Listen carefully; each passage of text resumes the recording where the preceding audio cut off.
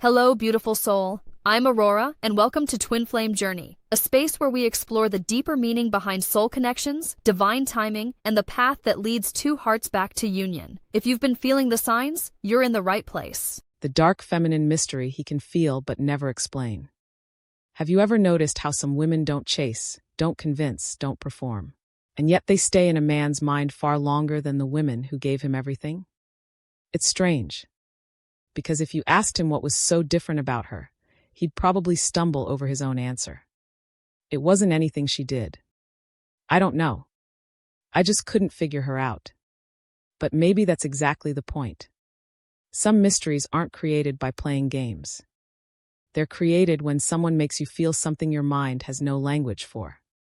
And the strange part, he often doesn't realize what happened until she's already gone. Maybe the strangest thing about her wasn't that she was mysterious. It was that he couldn't explain why she stayed in his head long after the conversations had ended. He tried. God, he tried. If one of his friends had asked him what made her different, he probably would have shrugged and laughed it off. I don't know, man. She's just different. Different how? He never had an answer that sounded convincing. She wasn't louder than anyone else. She wasn't trying harder. She wasn't constantly texting him. She wasn't making dramatic declarations about destiny or forever. If anything, she sometimes said less than everyone else. And somehow, that silence made more noise inside him than anyone else's attention ever did. At first, he thought the confusion came from her.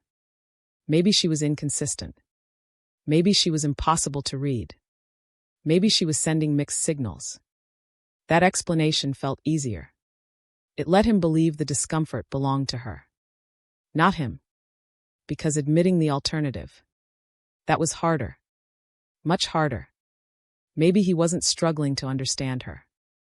Maybe he was struggling to understand the version of himself that kept showing up around her.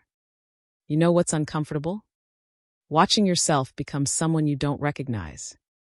Not in a dramatic way. In tiny ways. Almost embarrassing ways. He'd look at his phone more often. Then catch himself. Then put it face down on the table like that somehow proved he wasn't waiting. 5 minutes later. He'd pick it back up. No notifications. He'd lock it. Pretend he hadn't been hoping. It's funny how pride creates these ridiculous little rituals. Nobody else was watching. Only him. Only his own ego. Sometimes he'd type a message. Delete it. Type another. Delete that one too. Not because the words were wrong. Because sending them somehow felt dangerous. Too eager. Too exposed. So instead he'd send something short. Something emotionally safe. Sounds good. Haha. We'll see. 3 words. When there had actually been 37.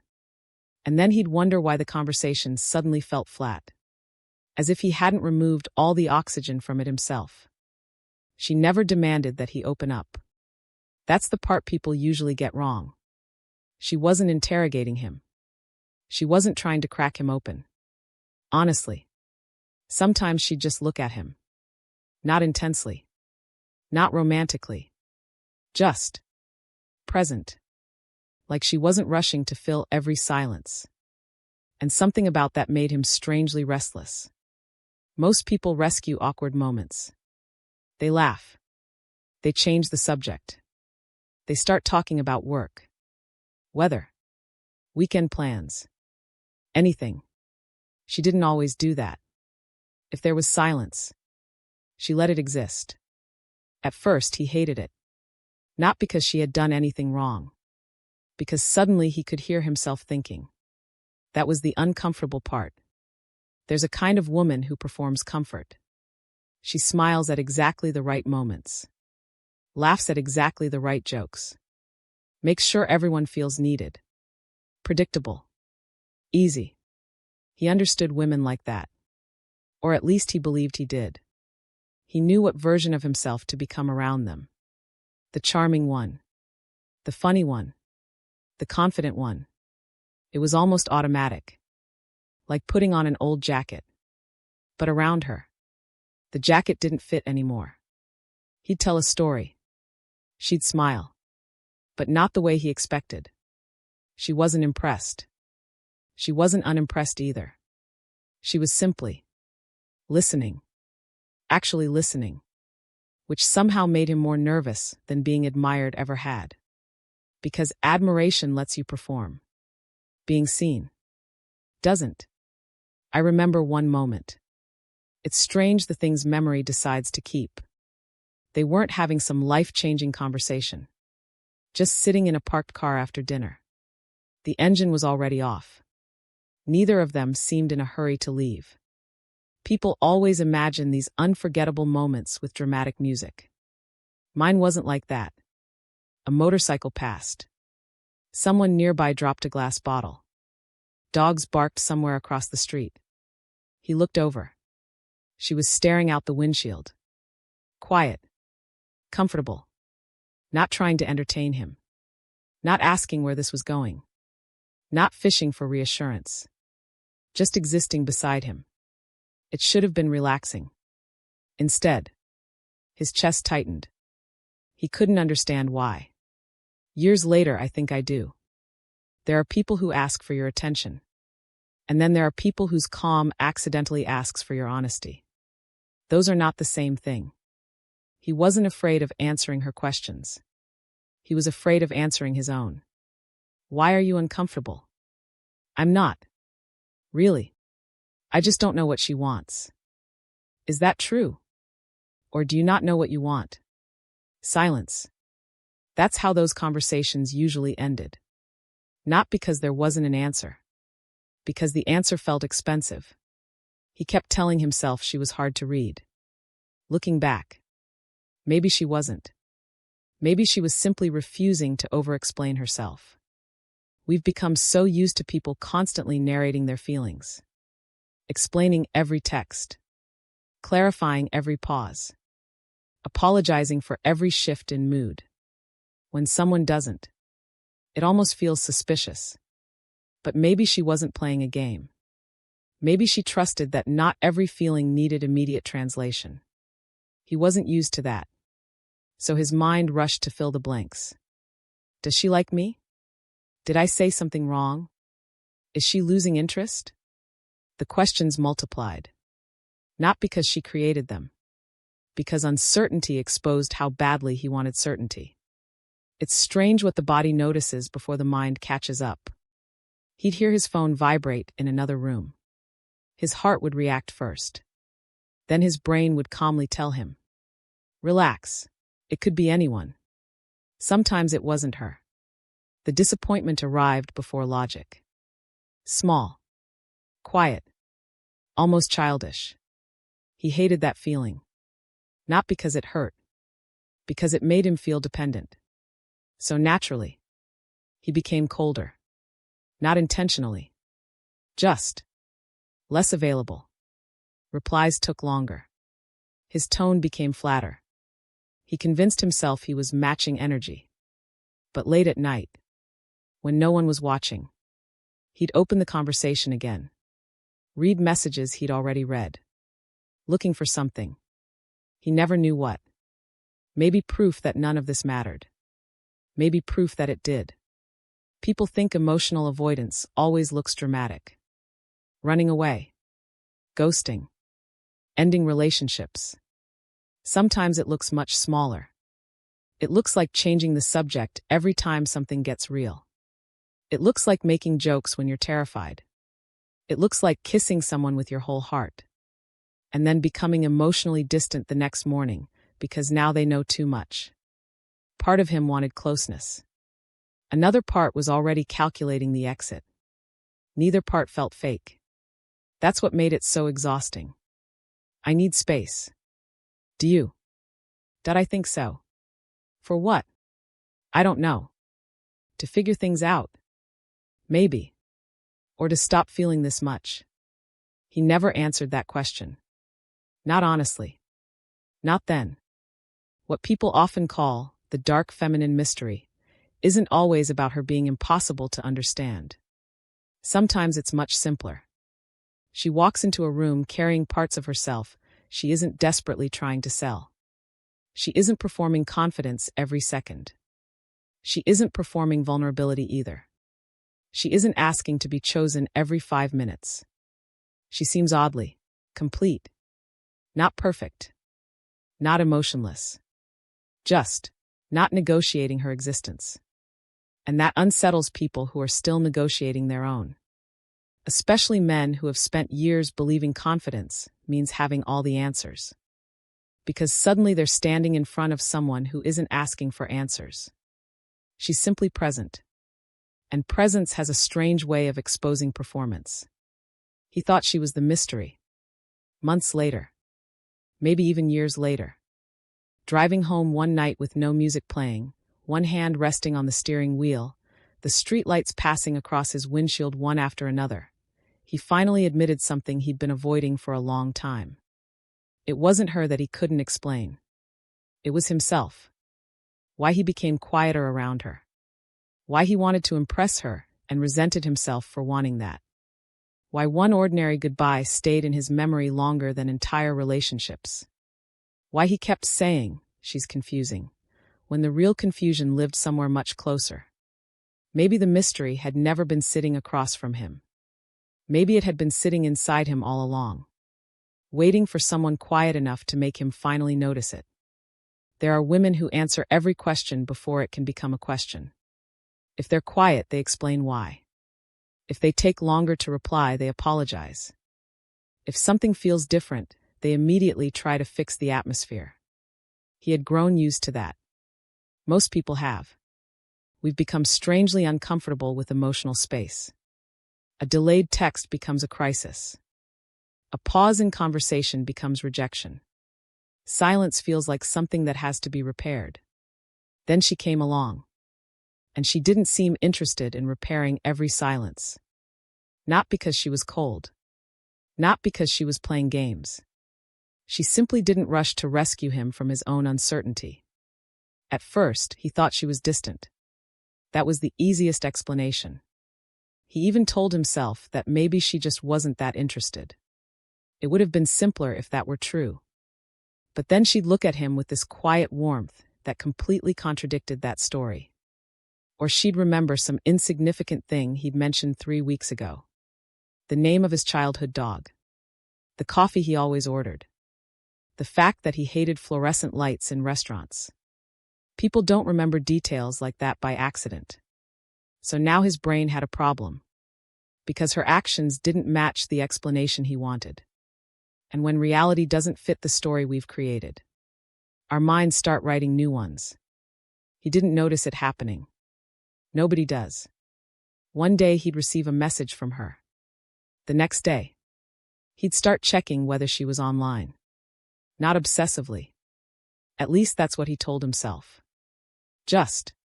Occasionally. Then occasionally became every time he unlocked his phone. He'd open the app. See nothing. Close it. Open another app. Forget why he'd opened that one. Go back to the first.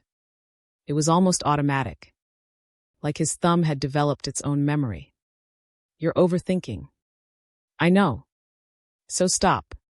That I'm trying. That conversation happened inside his own head more often than he'd ever admit. Because logic wasn't the problem. His body had already become involved. And once your body starts waiting, your mind begins inventing reasons. One evening he saw that she'd read his message. No reply. 5 minutes passed. Then 10. Then 30.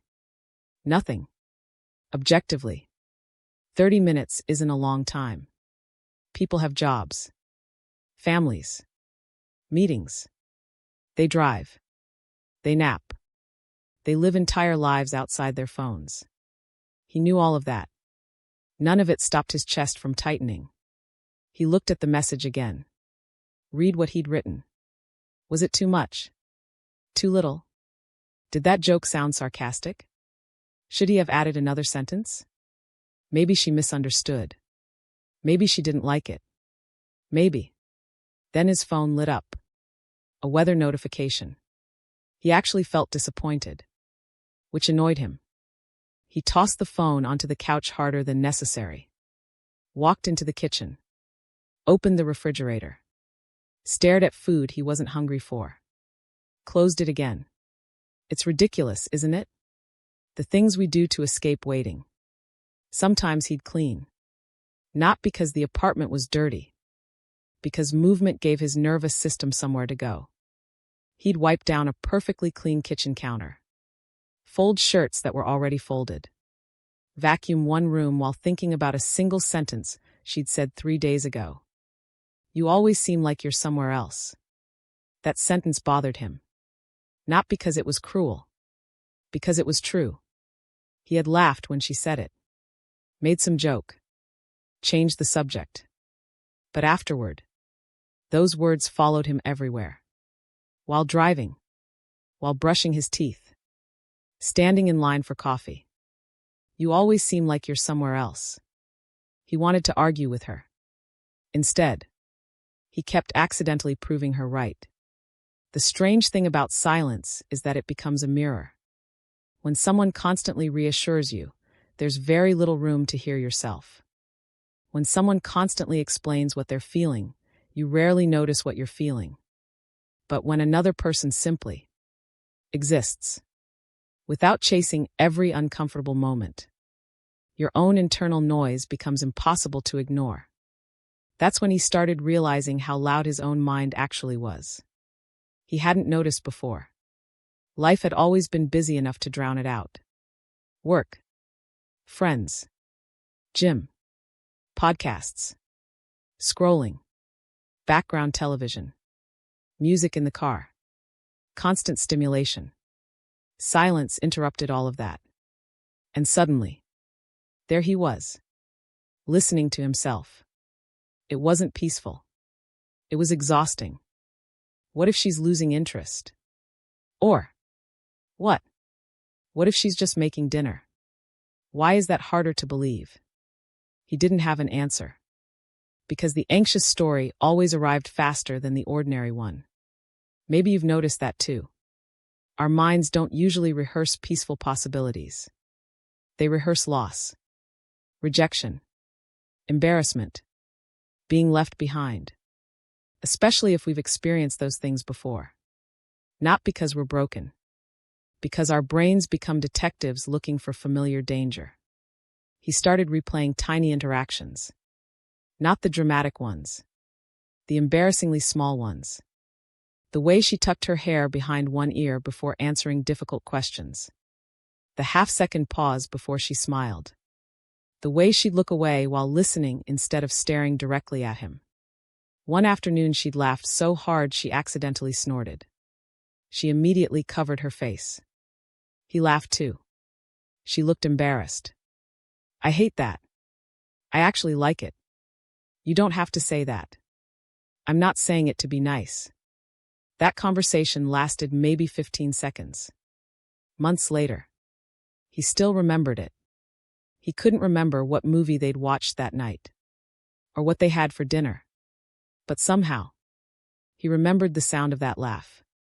Memory is strange. It doesn't archive importance. It archives emotion. One night he opened her profile. Not to message her.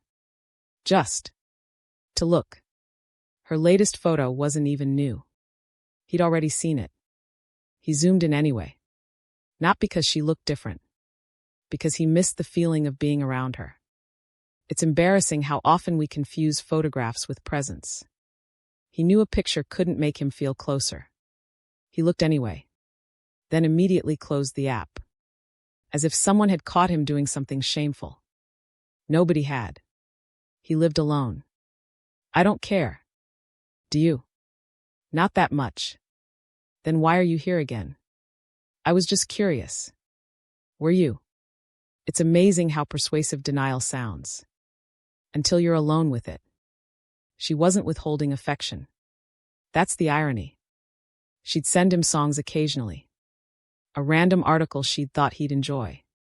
A picture of a dog she'd seen that reminded her of one he'd described. No grand gestures. No emotional speeches. Just these quiet moments that said, I thought of you today.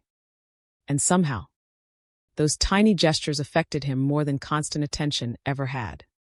Because they felt unforced. They weren't trying to create closeness. They came from closeness that already existed. He didn't know what to do with that. Attention is easy to respond to. Presence is harder. Presence asks something from you. Not performance. Participation. He noticed something else. Whenever another woman showed obvious interest in him, he relaxed. He knew the script.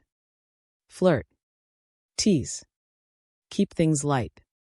Leave before anything becomes too real. Simple. Predictable. Around her, there wasn't a script. Sometimes they'd sit quietly for 20 minutes. Sometimes they'd talk for hours. Sometimes she'd ask him something so ordinary it somehow landed like a confession. Are you actually happy? He answered too quickly. Yeah. She nodded. Didn't challenge him. Didn't argue. Didn't say she didn't believe him. She simply nodded. That bothered him more than if she'd questioned it. Because she left the answer sitting there, waiting for him. Weeks later, while driving home after work, he suddenly heard himself say out loud inside an empty car, "I'm not." It surprised him. Nobody was there. Yet somehow, he had finally answered her. Far too late. This is what people often misunderstand. The mystery wasn't that she refused to communicate. The mystery was that she didn't interrupt his own process by over-explaining herself. She let silence remain silence. She let pauses stay pauses. She didn't chase certainty every 5 minutes. And because she didn't fill every empty space, his own thoughts rushed in to occupy it. Some of those thoughts were beautiful. Most of them weren't. Some were hopeful. Some sounded like a frightened little boy pretending to be a confident man. Some contradicted each other within the same minute. I should text her. No, she'll think I'm needy. Maybe she's waiting for me. Maybe she forgot about me. Forget it. 5 minutes later. Maybe just one message. It's almost funny. Until you've lived it. He thought the silence was between them. Looking back, it wasn't. The loudest silence had always been inside him. She just happened to stop talking long enough for him to finally hear it. There is a feeling that almost nobody talks about. It isn't love. It isn't chemistry. It isn't even attraction. It happens before all of those things have names. It's the strange moment when someone you've barely known somehow feels familiar. Not because they remind you of someone else, but because something inside your body relaxes for half a second, before panic quietly follows. That's the part most people never admit. Because we've been taught that feeling at home with someone should automatically feel peaceful. Sometimes it does. Sometimes it feels terrifying. Because home isn't always where you've lived.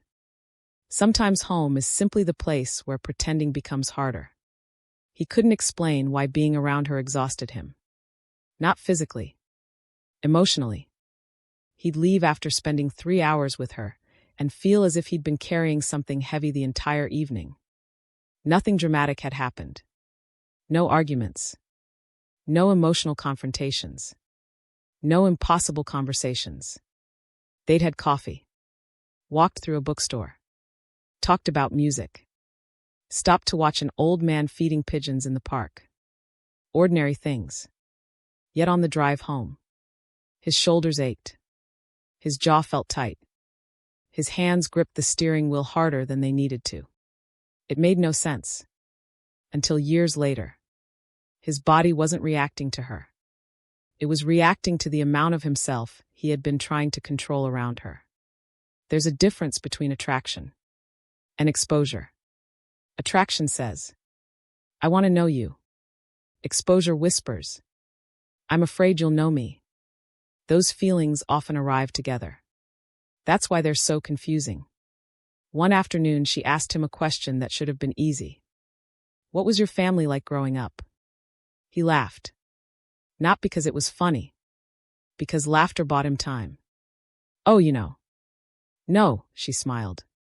I actually don't. He stared at the menu even though he'd already decided what he wanted. My childhood was normal. She nodded. What does normal mean? Again, a completely reasonable question. Yet something inside him immediately searched for an exit. He looked toward the window. The waitress. His phone. Anything. He suddenly became fascinated by everything except the conversation. Because normal wasn't actually true. It was simply easier. Most emotional avoidance doesn't begin in adulthood. It begins much earlier. Long before anyone learns words like attachment style or nervous system regulation. It begins the first time a child realizes certain emotions create problems. Maybe sadness was ignored. Maybe anger wasn't allowed. Maybe fear was mocked. Maybe vulnerability made someone withdraw. Eventually, the child learns an elegant solution. Don't show too much. Need less. Talk less. Expect less. Survive quietly. Years later, that child grows into a man who genuinely believes he's independent. Until one woman accidentally awakens needs he thought he'd outgrown. Then everything becomes confusing. He wasn't afraid that she would reject him. Not at first. He was afraid she might actually stay. That sounds backwards. It usually is. Because rejection ends uncertainty. Being loved asks something much harder. It asks you to remain visible. There was one evening they got caught in the rain. Not a movie kind of rain. Just an annoying spring shower. They ran toward a small cafe. Both laughing. Both slightly out of breath. Her hair was soaked. His jacket dripped onto the floor. The owner handed them napkins. Neither of them looked particularly attractive. They laughed anyway. They found a small table near the window. Steam rose from 2 mugs of coffee. For several minutes, neither of them spoke. Outside, people hurried through the rain. Inside, everything felt strangely slow. He noticed something unexpected. He wasn't trying to impress her anymore. Not for those few minutes. He wasn't searching for clever stories. He wasn't wondering whether she liked him. He simply existed. The feeling lasted maybe 60 seconds. Then he noticed himself relaxing. Immediately, his mind interrupted. Don't get used to this. Why? Because eventually she'll leave. Who said that? Nobody. The voice had lived there long before she arrived. Fear has an interesting habit. It borrows the voice of certainty. It never says, I'm worried. It says, this is what's going to happen. She'll lose interest. You'll ruin this. She'll see who you really are. You'll become too attached. You'll regret this.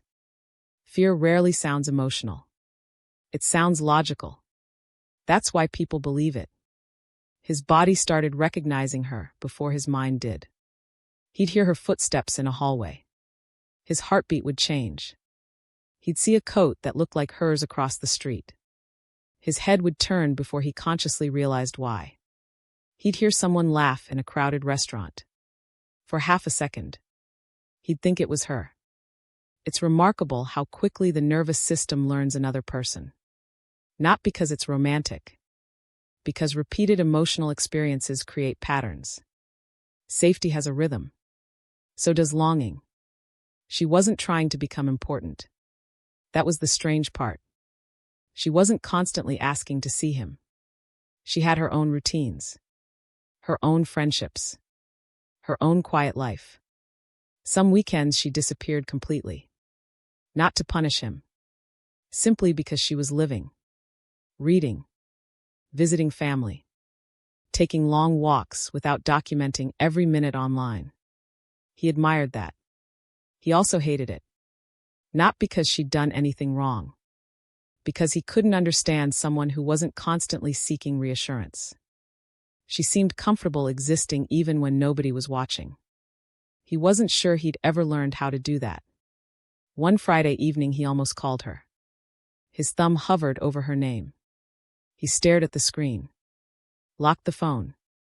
Unlocked it again. Opened her contact. Closed it. Walked to the kitchen. Made tea he didn't really want. Turned on the television. Didn't hear a single word. Finally, he called. It rang once. Twice. Then voicemail. His stomach dropped. Instantly. Of course. She's busy. Or maybe she saw your name. Maybe she didn't want. The phone rang. She was calling back. Hey. Hey. Sorry, I was in the shower. Oh. I figured. He hadn't. Not even close. For the next 20 minutes they talked about nothing important. A movie. Weekend plans. The weather. After hanging up, he laughed quietly to himself. His imagination had created an entire rejection story. During the 30 seconds she'd needed to dry her hands. That's what unresolved fear does. It doesn't wait for evidence. It manufactures it. The closer he felt to her, the more contradictory he became. One week he'd want to see her constantly. The next, he'd suddenly need space. Nothing had changed, except the level of emotional intimacy. Whenever closeness increased, distance suddenly felt necessary. Not because she overwhelmed him, because closeness awakened parts of himself he'd spent years managing. It was easier to blame timing. Work. Stress. Being busy. Those explanations sounded mature. They also kept him from asking the harder question. What exactly am I trying to get away from? One night she looked at him after dinner and asked quietly, "Can I tell you something?" "Sure. I don't think you're afraid of relationships." He smiled. "I'm not. I think you're afraid of relaxing." He laughed again. Mostly because he didn't know what else to do. "What does that even mean?" She shrugged. "I don't know. It just feels like you're always bracing for something." He wanted to disagree. Instead, he noticed something. His shoulders were tense. His jaw was clenched. One foot bounced under the table. She wasn't imagining it. His body had been preparing for danger. During one of the safest conversations he'd had all week. Safety can feel unfamiliar. And anything unfamiliar, the nervous system sometimes labels as dangerous. That's why people occasionally leave healthy relationships. Not because they're boring. Because they're disorienting. Chaos is predictable if you've lived inside it long enough. Calm can feel suspicious. When someone doesn't manipulate you, you start wondering why. When someone doesn't chase you, you wonder if they care. When someone simply accepts you, you start waiting for the moment they change their mind. Not because they've given you a reason, because your history has. He mistook that tension for uncertainty. He kept asking himself, do I really have feelings for her? Looking back, that wasn't the real question. The real question was, can I tolerate what I feel when I'm around someone who makes pretending unnecessary? Those are completely different questions. One is about her.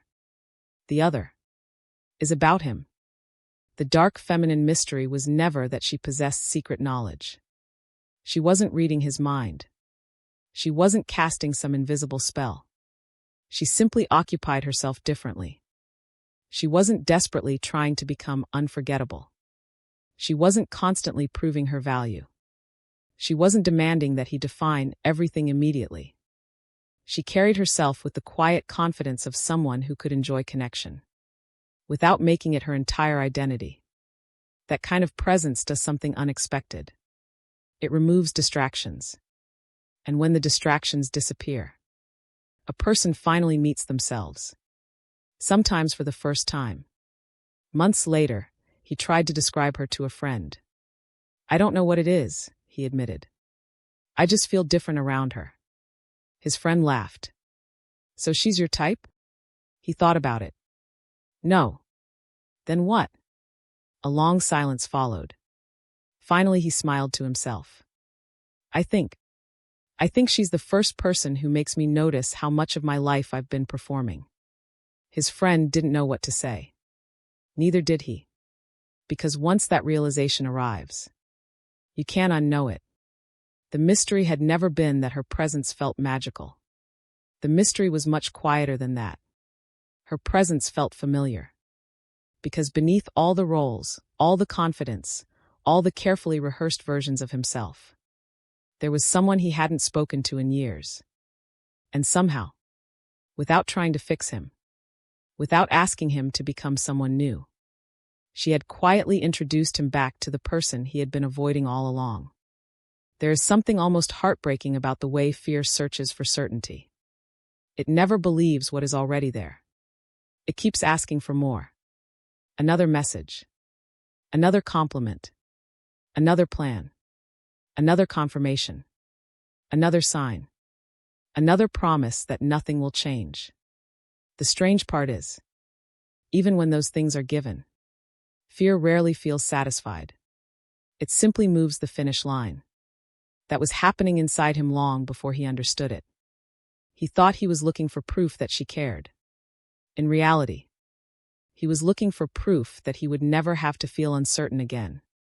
And no human being can give someone that kind of guarantee. She never seemed interested in proving herself. Not because she lacked interest. Because she assumed genuine interest would reveal itself naturally.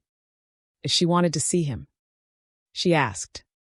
If she was busy, she said so. If she laughed fully. If she was quiet, she stayed quiet without apologizing for it. There was no performance. No carefully calculated emotional strategy. No invisible scoreboard tracking who texted first. He admired that simplicity. But he didn't know how to trust it.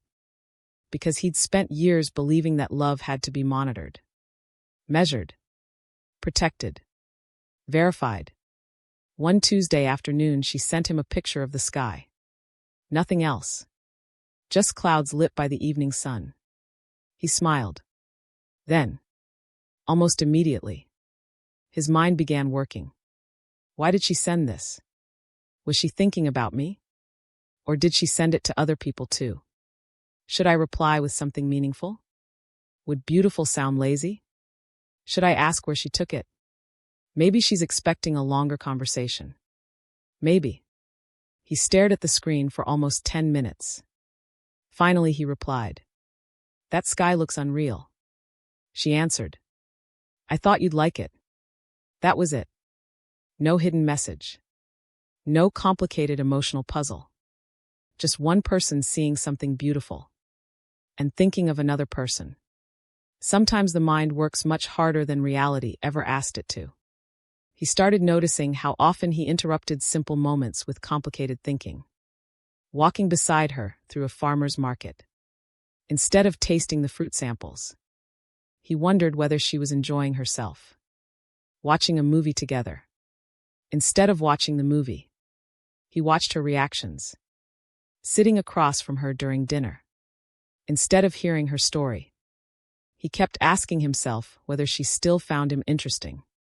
His attention was almost never where his body was. She noticed. One evening she smiled softly. Where did you just go? He blinked. What? You disappeared for a minute. I was listening. I know. But you also left. That sentence stayed with him. Because she was right. His body had remained at the table. His mind had traveled somewhere much darker. To imaginary futures. Imaginary endings. Imaginary conversations that hadn't happened.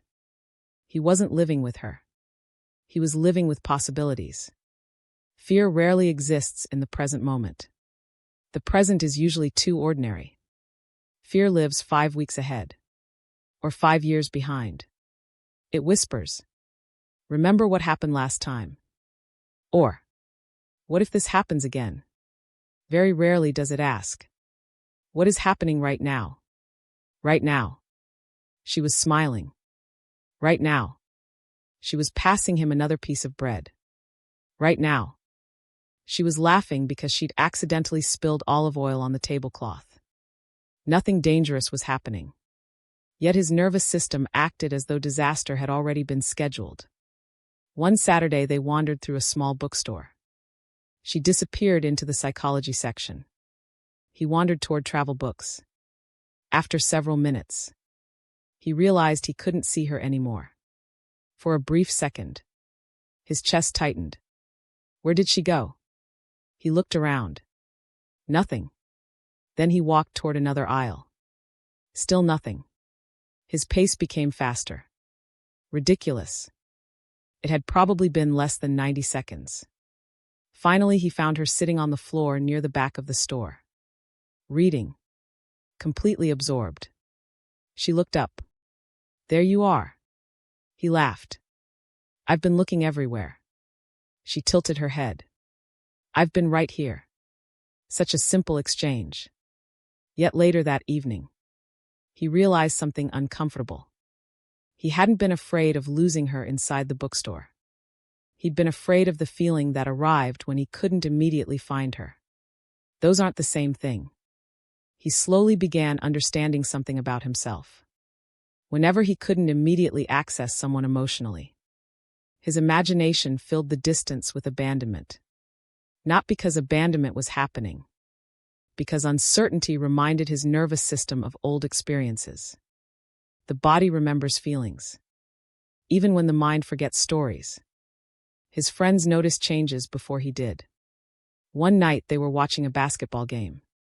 Normally, he was the loudest one in the room, commenting on every play, arguing with the referee through the television. This time, he barely spoke. You okay? Yeah. You've checked your phone like 12 times. I have not. You literally just did it again. He looked down. His friend was right. Without thinking, he'd picked up the phone, unlocked it, looked, locked it. There wasn't even a notification. It had become muscle memory. You like her? He laughed. I don't know. His friend shook his head. No. You don't know what to do because you like her. Those two things aren't identical. One describes emotion. The other describes capacity. He had feelings. What he lacked was experience holding those feelings without trying to control them. Control is fascinating. Most people imagine control looks powerful. Sometimes, it looks like refreshing a messaging app every 6 minutes. Sometimes it looks like pretending not to care. Sometimes it looks like rehearsing tomorrow's conversation while lying awake at 2 a.m. Sometimes control is simply anxiety wearing a business suit. It introduces itself politely. I'm just being careful. No. You're trying to eliminate vulnerability before it arrives. She continued living exactly as she always had. She volunteered on weekends, visited her grandmother every Sunday, forgot to charge her phone sometimes, bought flowers for her apartment simply because they made her smile, read books while waiting for appointments instead of scrolling endlessly. She had a life that existed independently of his attention. At first, he interpreted that as distance.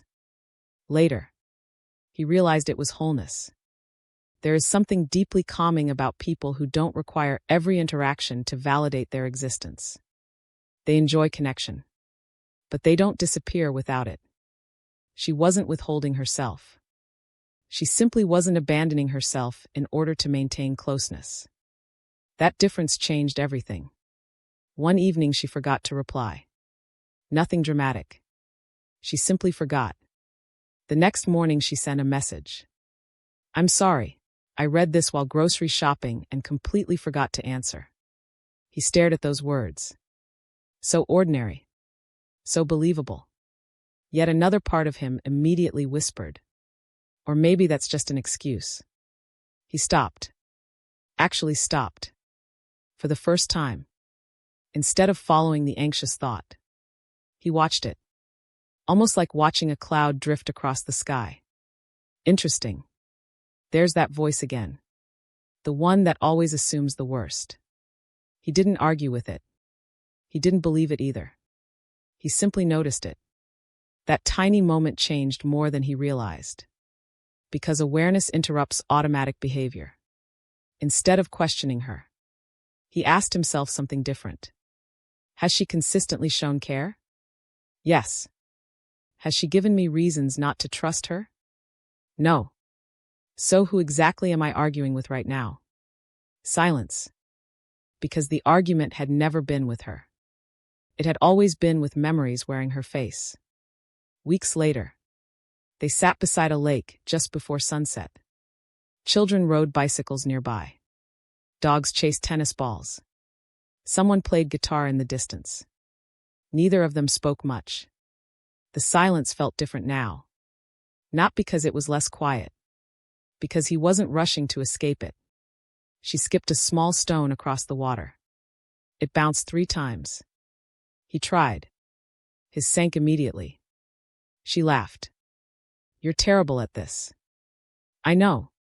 She handed him another stone. Try again. Simple. Playful. Nothing profound. Yet suddenly he understood something. She wasn't evaluating him. She wasn't grading every interaction. She wasn't secretly deciding whether he deserved another chance. She was simply sharing an evening with another human being. The courtroom had existed entirely inside his own mind. The need for proof slowly began changing. He still wanted reassurance sometimes. Everyone does. But now, he noticed how often reassurance was already present in ordinary moments.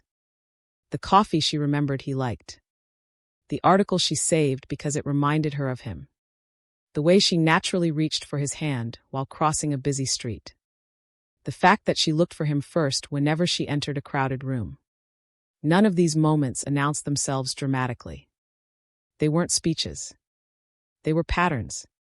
Consistency is rarely loud. It simply repeats itself until one day you realize. It's been there all along. Looking back, he understood why her presence had unsettled him so deeply. She never tried to convince him that she was trustworthy. She simply behaved in trustworthy ways. She never argued with his fears. She allowed reality to answer them over time. That required patience. More importantly, it required him to become honest about something he had spent years avoiding. He wasn't starving because she gave him too little. He was starving because he had become addicted to searching for certainty instead of receiving connection. Those are not the same thing. One keeps asking, how do I know this won't end? The other quietly asks, what is true today? And for the first time in a very long while, he realized that today. Without forcing anything. Without demanding another promise. Without chasing another piece of evidence. The truth was surprisingly simple. She wasn't spending her life trying to convince him she cared. She was simply living her life. And somehow, that ordinary, grounded, unhurried way of loving became the strongest proof he had ever received. There comes a moment in some relationships that doesn't look important from the outside. There are no dramatic speeches. No grand confessions. No desperate attempts to hold someone back.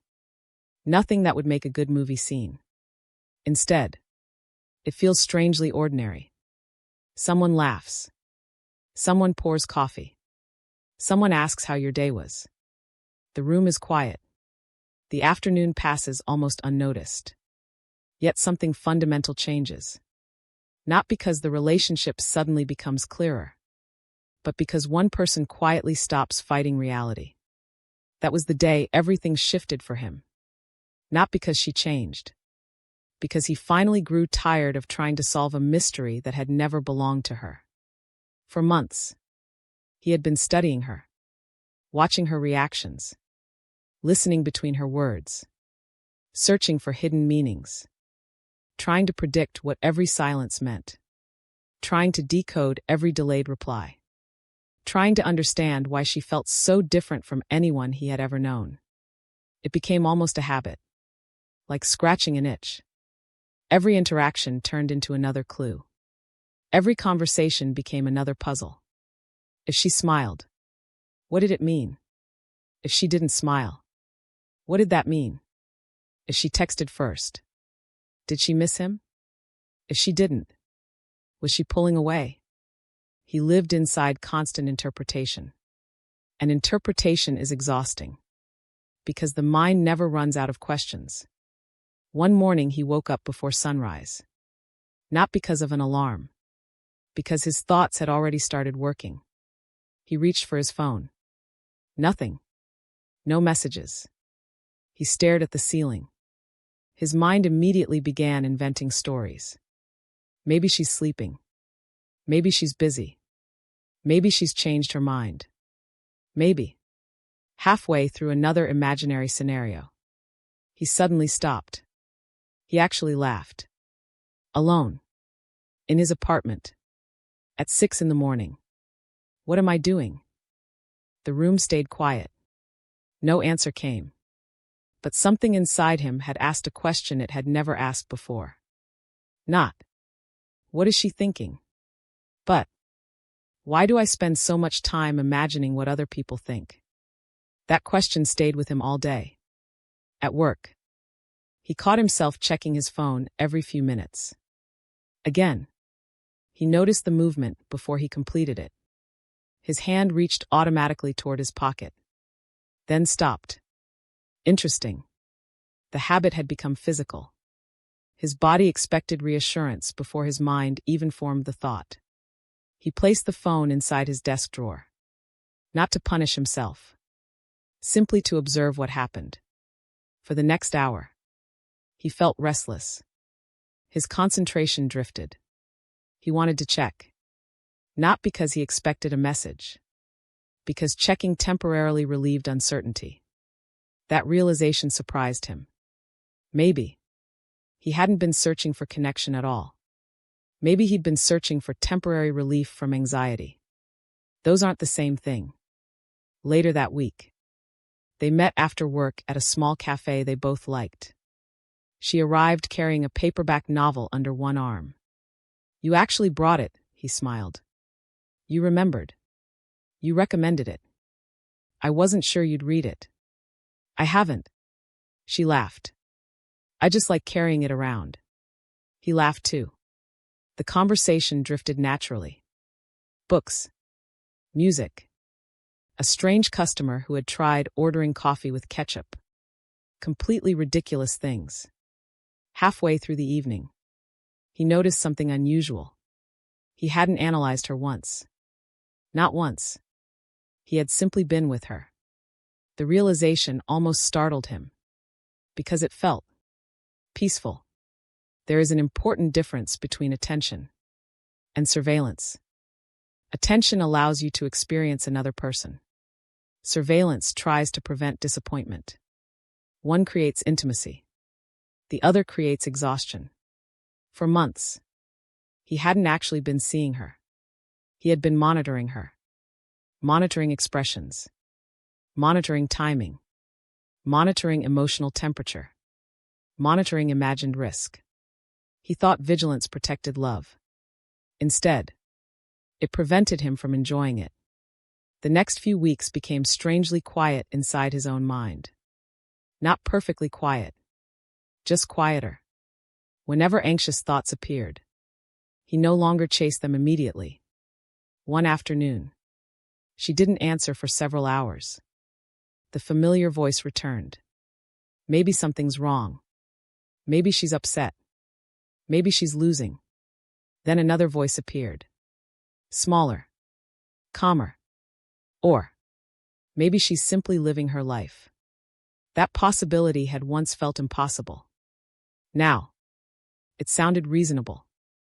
It wasn't that he suddenly became fearless. Fear still visited. The difference was, fear no longer became the narrator. One evening they walked beside the river. The air felt cooler than usual. People sat along the water eating ice cream. Cyclists passed every few minutes. She pointed toward the sunset. The light looks different today. He looked.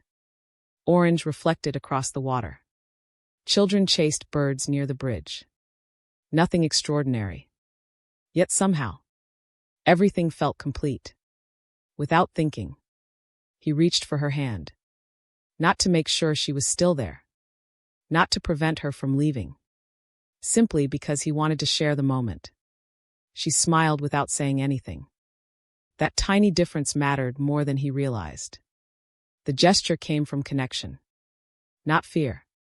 He began noticing how often she existed without trying to influence anyone's opinion. She wasn't trying to appear mysterious.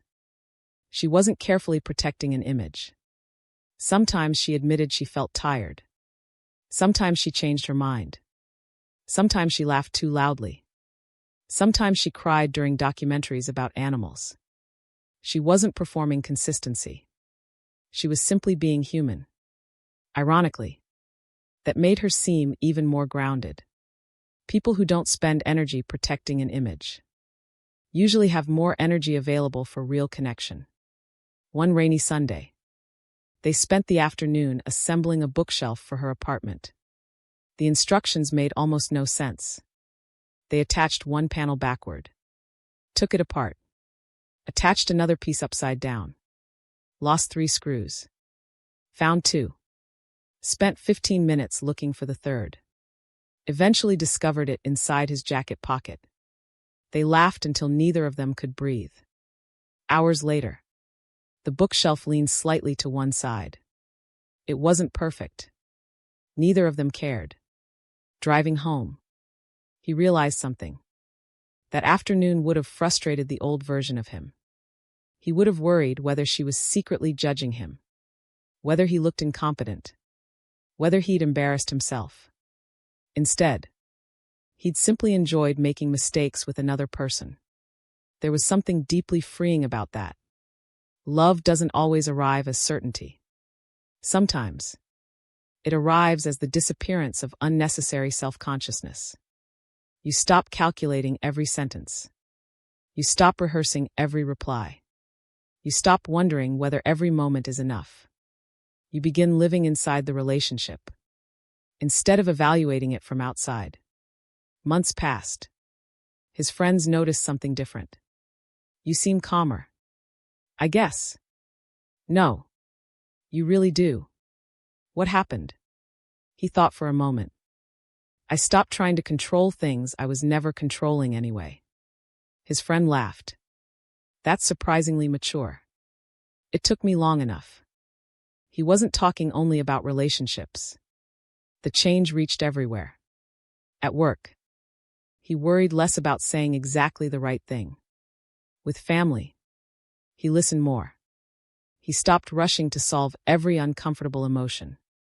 When life became uncertain, he noticed the familiar urge to predict everything.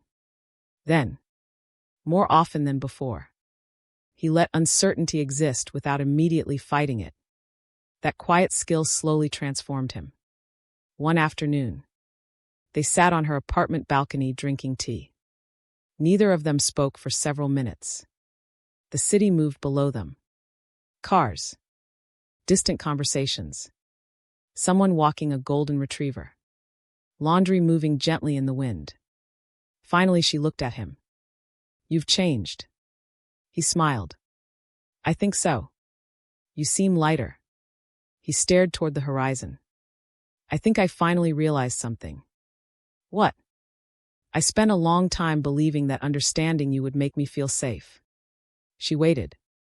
Instead of finishing the sentence for him, he continued quietly. But understanding myself. That changed everything. She smiled. Not because she'd won. Not because she'd been waiting for him to figure it out. Simply because she recognized the truth in his voice. Looking back, he understood why she had always felt so difficult to explain. She wasn't difficult. She simply refused to participate in the games his fears wanted to play. His anxiety wanted constant reassurance. She offered consistency instead. His fear wanted guarantees. She offered presence. His mind wanted certainty. She offered reality. Reality had never been the problem. His relationship with uncertainty had been. There is a reason certain people leave such a lasting impression. It isn't because they're louder, more beautiful, more mysterious, or emotionally unavailable. Sometimes, they become unforgettable because they quietly interrupt a lifelong pattern. Before meeting them, you believed love meant constant emotional labor, constant guessing, constant proving, constant fear. Then one ordinary human being walks into your life, and without announcing it, shows you another possibility. Not perfection, not fantasy, just presence. People often call this the dark feminine mystery. But perhaps the mystery isn't really hers. Perhaps the mystery is what happens inside someone when they encounter a person who no longer chases, performs, or abandons themselves for love. That kind of presence can feel impossible to explain. Not because it is magical, because it quietly exposes every place where we've confused anxiety with intimacy. Every place where we've mistaken emotional intensity for emotional depth. Every place where we've believed love must constantly be earned instead of experienced. Years later, someone asked him what had been so different about her. He smiled. The answer came much more easily this time. It wasn't that she changed my life. The person across the table looked confused. Then what did she do? He looked out the window for a long moment before answering. She lived her own life. She didn't spend every day trying to become unforgettable. She wasn't trying to heal me. She wasn't trying to convince me to stay. She simply showed up honestly. And eventually, I stopped trying to figure her out. That because I finally realized the person I had been trying to understand all along. That was the one staring back at me every morning in the mirror. And perhaps that is the quiet truth hidden beneath every great emotional mystery. The people who change us most are rarely the ones who give us all the answers. They are the ones whose presence gently removes our distractions, until we can no longer avoid the questions we have been carrying within ourselves. Because in the end, the greatest mystery was never why she felt so unforgettable. The greatest mystery was why he had spent so many years believing that peace could only come from understanding someone else, when it had been waiting all along. Inside the parts of himself he had finally found the courage to meet. People often imagine healing as something another person does for us. They picture the right relationship arriving at exactly the right moment. The perfect partner. The perfect words. The perfect amount of patience. Someone who finally understands every broken part of us and somehow makes the pain disappear. It is a beautiful fantasy. And for a while, he believed it too. Without realizing it, he had slowly turned her into a quiet hope. Not just someone he loved. Someone who might finally make him stop feeling the way he had always felt. Restless. Uncertain. Never quite enough. If she loved him, maybe the constant anxiety would disappear.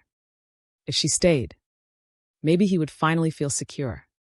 If she understood him, maybe he would finally understand himself. It seemed reasonable. Until one ordinary afternoon changed the way he saw everything. She wasn't trying to heal him. She never had been. And strangely, that became one of the most healing experiences of his life. It happened after one of the few arguments they had ever shared. Nothing dramatic. No shouting. No insults. Just disappointment. He had canceled dinner at the last minute. Again. Work had been stressful.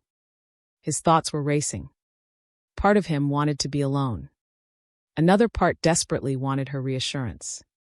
Instead of saying any of that, he disappeared. Hours later, he finally sent a message. "I'm sorry. I've just had a lot going on." She replied. "I know. Nothing else. No anger. No guilt. No emotional punishment." For some reason, that unsettled him even more. The next day they met for coffee. He expected a difficult conversation. Instead, she ordered tea. asked how work had been, waited patiently. Finally, he couldn't stand it anymore. "Aren't you upset?" She looked at him for a moment. "I was disappointed." "That's it." She nodded. "I don't think disappointing someone makes you a bad person." He frowned. "You aren't angry?" She smiled gently. "I don't think anger would help either of us." He felt strangely exposed. Because without anger, there was nowhere to hide. Then she said something he would remember for years. "I care about you, but I can't do your emotional work for you." She didn't say it harshly. She didn't say it as criticism. She simply said it as though she were describing the weather. Matter of fact. True. And impossible to argue with. At first, he misunderstood. Part of him immediately translated her words into rejection. "See, you're too much. You're broken.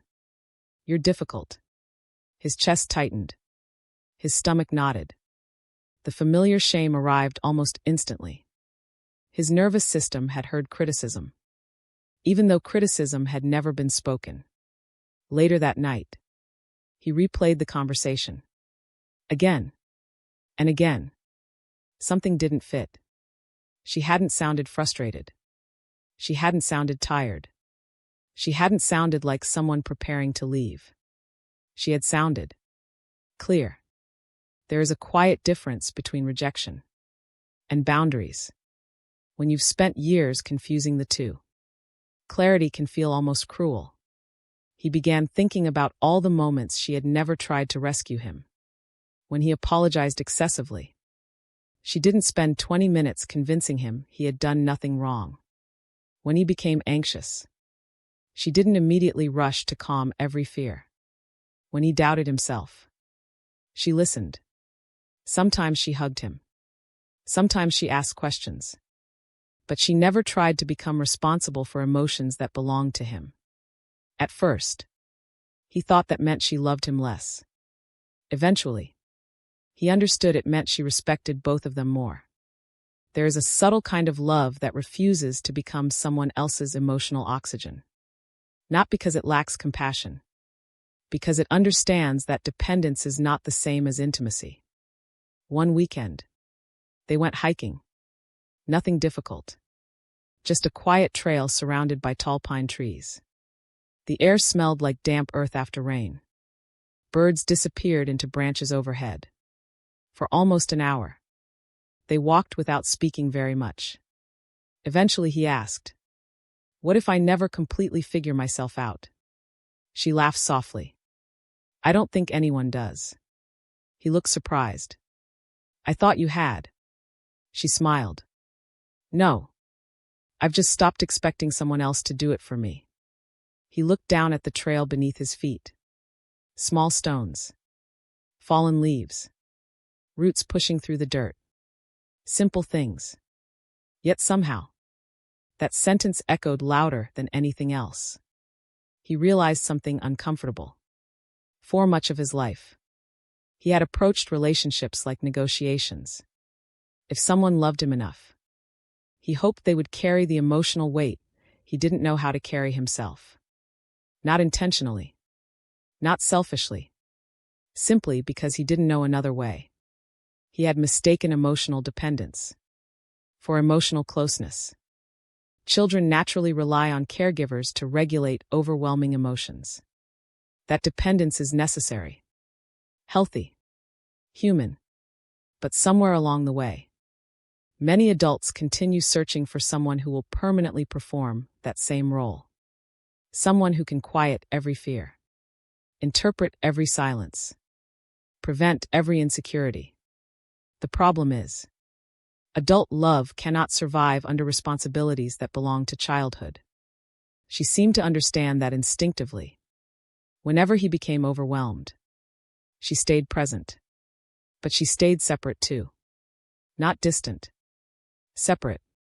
There is wisdom in that difference. She could sit beside his pain, without climbing inside it. She could love him, without becoming responsible for fixing him. One evening, he asked her directly, Why don't you try to make me feel better? She smiled. I do. You do. I listen. I stay. I care. But making you feel better. And helping you avoid your feelings. Aren't always the same thing. Silence settled between them. Not uncomfortable. Just thoughtful. He remembered something from childhood. He had fallen off his bicycle. Scraped both knees badly. His mother had rushed outside. He expected her to carry him inside. Instead, she knelt beside him. Looked at the cuts. Asked, "Can you stand?" He had been disappointed. He wanted to be carried. Instead, she held out her hand. He stood. His knees hurt. He cried all the way home. Years later, he realized something. She hadn't abandoned him.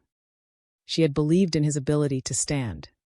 Perhaps that was what this relationship felt like. Not someone carrying him forever. Someone quietly reminding him that his own legs worked.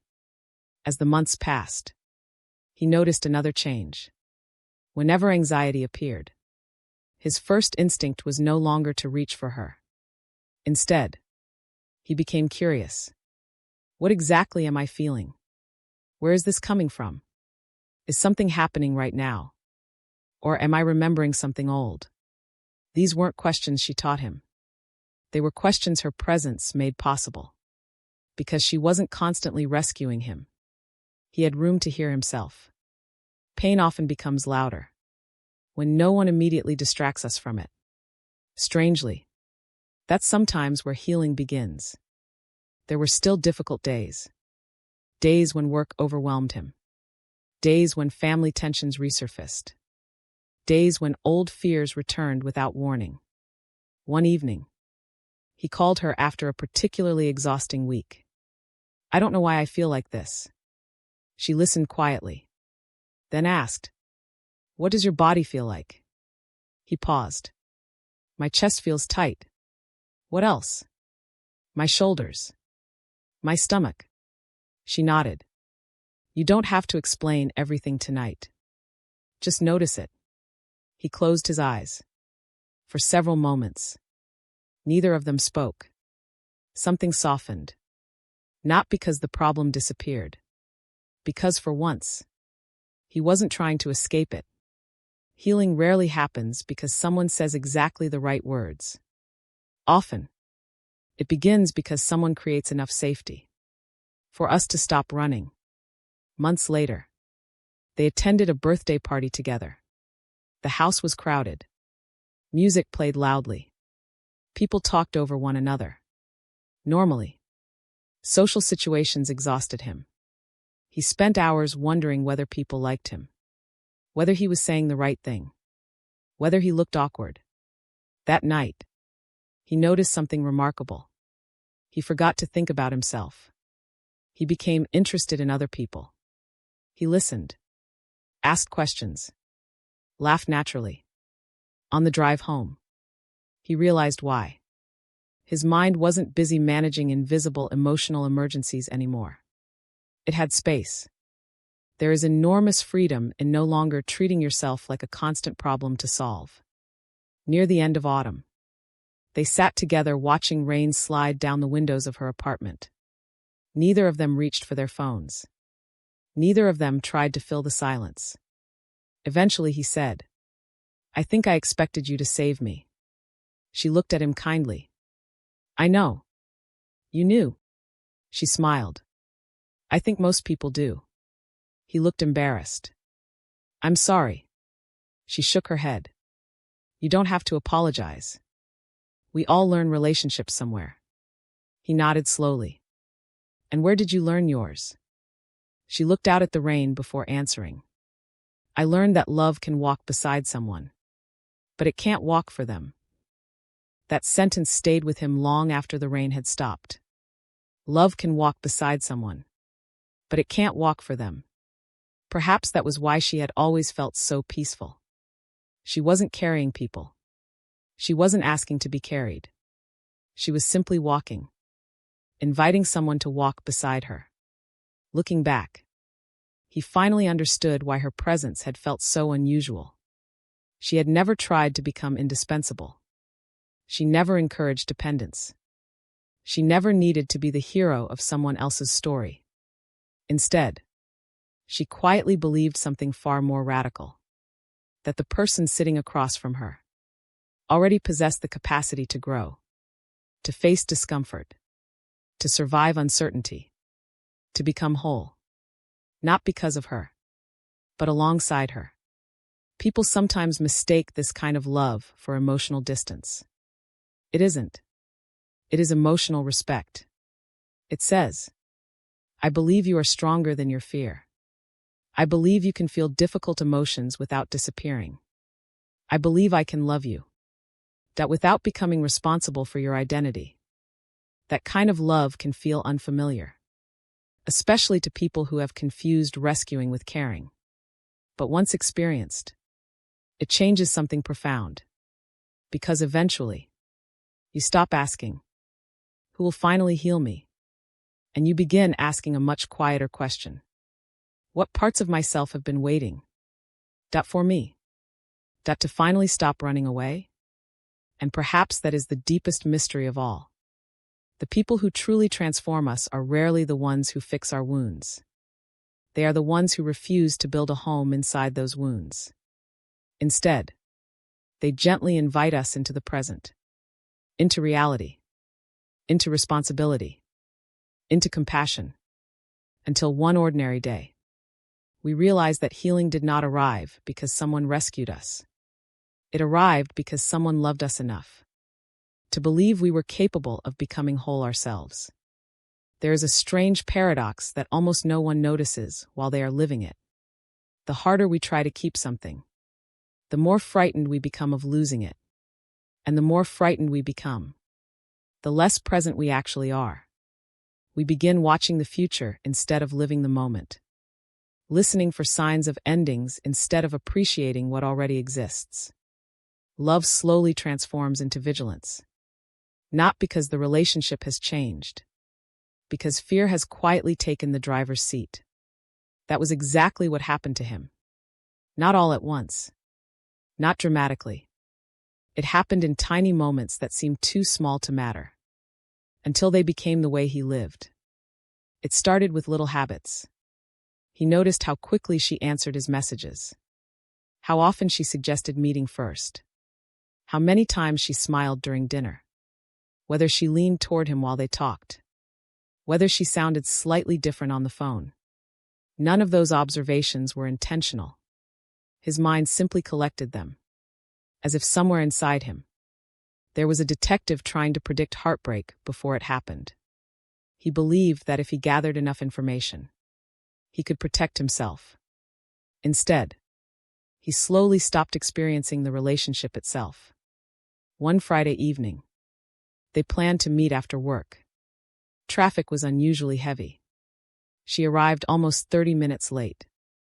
"I'm so sorry," she said, slightly out of breath. "The subway stopped twice." He smiled. "It's okay." And he genuinely meant it. At least, he thought he did. But while they ate dinner, something inside him kept whispering, "She wasn't excited to see you. She would have found another way. If someone really wants to be with you, they're never late." He knew those thoughts sounded unreasonable. Still, his body reacted as though they were facts. His shoulders stiffened. His appetite disappeared. He answered more quietly than usual. She noticed. "Everything okay?" He nodded. "Yeah." But he wasn't answering her. He was answering the story unfolding inside his own head. That night, lying awake in bed, he replayed the evening. Not the laughter. Not the conversation. Not the walk they took afterward. Only the 30-minute delay. Fear has an extraordinary ability. It edits memory. It highlights every possible threat, while quietly deleting everything that suggests safety. The following week, she invited him to a family gathering. He met her parents, her younger brother, an elderly aunt who insisted everyone eat another slice of cake. The afternoon was warm, comfortable, ordinary. Driving home, she smiled. "I think they liked you." He smiled back. "I liked them too." But later, alone in his apartment, another thought arrived. What if she invited everyone she dates? Maybe this doesn't actually mean anything. Again, fear refused to let joy remain uncomplicated. Every beautiful moment required verification. Every sign of closeness demanded another test. The strange thing about insecurity is that it keeps moving the finish line. At first you think, if they text every day, I'll finally relax. Then they do. But now you need something else. If they introduce me to their friends, then I'll know. Then they do. Still, another condition appears. If they talk about the future, if they say I love you first, if they stay through an argument, the list never ends. Because reassurance cannot permanently satisfy a wound that keeps reopening itself. One Sunday afternoon, they visited a botanical garden. People wandered slowly between flowers. Children chased butterflies. An elderly couple sat quietly feeding birds near a pond. He noticed the older couple. Neither of them spoke very much. Yet there was something peaceful about the silence between them. No performance. No tension. Just quiet companionship. He couldn't stop watching them. Eventually he asked, "What do you think they've been through together?" She looked over. "Probably everything." He smiled. "They seemed so relaxed." She nodded. "I don't think they became relaxed because life stopped being uncertain." He looked at her. "I think they became relaxed because they stopped treating uncertainty like an emergency." That sentence settled somewhere deep inside him. For days, he kept thinking about it. How much of his emotional energy was spent preparing for things that weren't actually happening? How many conversations existed only inside his imagination? How many arguments had he rehearsed that never occurred? How many good moments had he partially missed? Because he had been busy protecting himself from a future that hadn't arrived? The answer disturbed him. Far too many. One afternoon, he arrived early outside the bookstore where they planned to meet. She texted, "Running a little late." Immediately, his body responded. A slight tightening across his chest. A familiar heaviness in his stomach. He almost smiled. Not because it felt good. Because now he recognized it. The sensation arrived before the story. His nervous system reacted. Long before his thoughts explained why. Instead of opening another app. Instead of pacing. Instead of imagining scenarios. He simply sat on a nearby bench. He watched people passing by. Someone walked an enormous golden retriever. A teenager balanced 3 boxes while trying not to drop coffee. 2 children argued about pigeons. Life continued. Without asking permission from his anxiety. 10 minutes later. She arrived. "I'm sorry." He looked at her. Really looked. She looked tired. A little embarrassed. Hair slightly messy from the wind. Holding 2 coffees. "I brought your favorite." He smiled. Not because she brought coffee. Because for the first time, he realized how different reality usually was from the stories his mind invented. Reality was almost always kinder. That realization changed something fundamental. Perhaps he had not been afraid of losing her. Perhaps he had been afraid of reliving old feelings he associated with loss. Those aren't identical experiences. One belongs to the present. The other belongs to memory. He remembered being 10 years old. Waiting after school. Parents arriving one by one. Teachers locking classroom doors. The parking lot slowly emptying. Every passing minute felt enormous.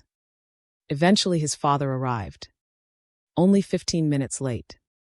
Traffic. Nothing unusual. But 15 minutes had been enough for a child's nervous system to imagine abandonment. His adult body still remembered that feeling, even when the present situation had nothing to do with childhood. Memory often speaks through sensation, long before it speaks through language. That understanding made him gentler with himself. Instead of criticizing every anxious reaction, he became curious. Is this about today? Or is something older quietly visiting? Sometimes. That single question changed everything. One evening, he admitted all of this to her. I think I spend too much time worrying. She laughed softly. I know. You knew. You become quieter whenever you're scared. I thought I hid it. She smiled. You hide your words, not your nervous system. He laughed. I guess I'm not as mysterious as I thought. No. You've always been pretty readable. For some reason. That made both of them laugh. The tension dissolved almost immediately. Not because the anxiety disappeared. Because secrecy disappeared. There is enormous relief in no longer pretending to be unaffected. Not performing confidence. Not pretending certainty. Simply saying, I'm feeling afraid today. Without assuming fear must become reality. Over time, he noticed another pattern. Whenever he became anxious, his attention narrowed dramatically. He stopped noticing beauty. Stopped noticing humor. Stopped noticing connection. His entire awareness became occupied by one invisible question. Am I safe? The human nervous system has always worked this way. When survival feels uncertain, curiosity disappears. Playfulness disappears. Presence disappears. Everything becomes secondary to scanning for danger. The tragedy is, many emotionally healthy relationships become accidentally experienced as dangerous, simply because old attachment wounds activate inside them. She never argued with his fear. She never mocked it. But she also refused to organize their relationship around it. If he asked for reassurance, she gave honest reassurance. Once, maybe twice. Then she gently returned to the present. Not because she lacked compassion. Because endless reassurance feeds anxiety more effectively than it resolves it. Eventually, he understood why. Every new reassurance became another temporary medication.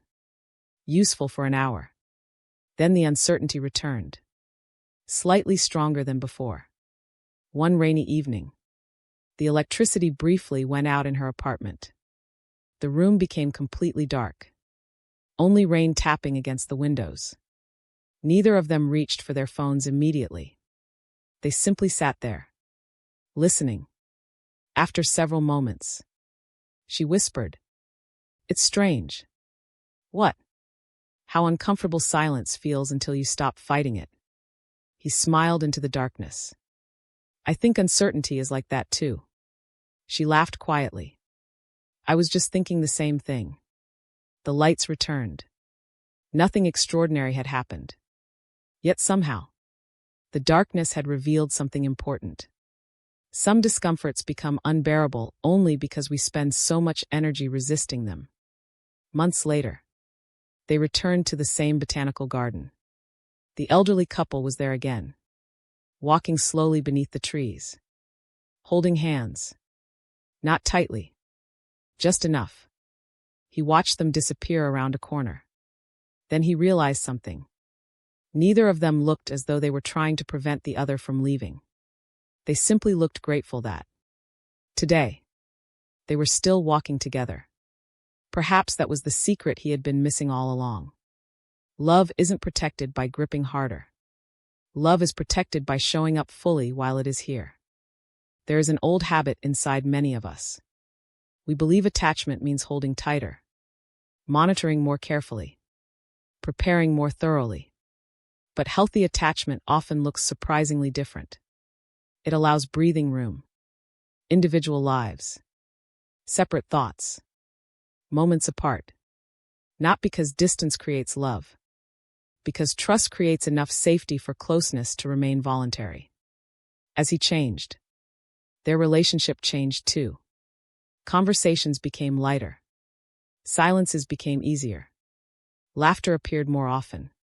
Not because they solved every problem, because fewer invisible problems were being invented. He spent less time interviewing the future, and more time inhabiting the present. Looking back, he understood something that once seemed impossible. He had spent years believing love disappeared because people stopped caring. Sometimes that happens. But many relationships fade for another reason entirely. One person becomes so busy protecting love that they slowly stop participating in it. Fear replaces curiosity. Control replaces trust. Analysis replaces presence. Eventually, the relationship becomes less about sharing life and more about managing anxiety. She had never asked him to become fearless. She had never expected perfect confidence. She had simply continued returning, again and again, to what was actually happening. Not yesterday. Not tomorrow. Not imagined endings. This conversation. This walk. This cup of tea. This shared laugh. This ordinary Tuesday evening. She lived where life was actually taking place. And little by little, he learned to join her there. Perhaps that is the quiet lesson hidden beneath so many love stories. The tighter we close our fists around another person, the less room remains for either of us to breathe. Real intimacy is not built by constant vigilance. It grows in the space created by trust, the willingness to experience uncertainty without immediately turning it into catastrophe, the courage to love someone without demanding guarantees that no human being can honestly give. Because love has never asked us to predict the future. It has only asked us to be fully present with the person standing beside us.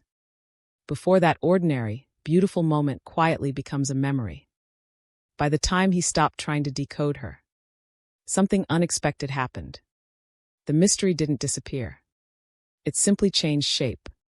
In the beginning, he thought she was mysterious because she didn't explain herself enough. She didn't overtext. She didn't overshare. She didn't constantly reassure him. She wasn't trying to impress anyone. He believed the unanswered questions made her difficult to understand. But now, after everything they had lived through together, he realized he had been asking the wrong questions all along. The mystery had never been her silence. The mystery was her peace. Where had it come from? How could someone move through uncertainty without constantly trying to control it? How could someone love deeply without becoming consumed by fear? How could someone care so much while remaining so calm? Those questions stayed with him long after his own anxiety had begun to soften. One crisp autumn morning, they met at their favorite cafe. Nothing special was planned. Just breakfast. The waitress already recognized them. She smiled before asking. The usual? Both of them laughed. Yes. The familiar comfort of routine settled around them. Steam rose from fresh coffee. Soft music played somewhere in the background. Rain tapped lightly against the windows.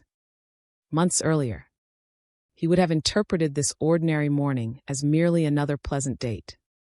Now, it felt different. Not because the cafe had changed.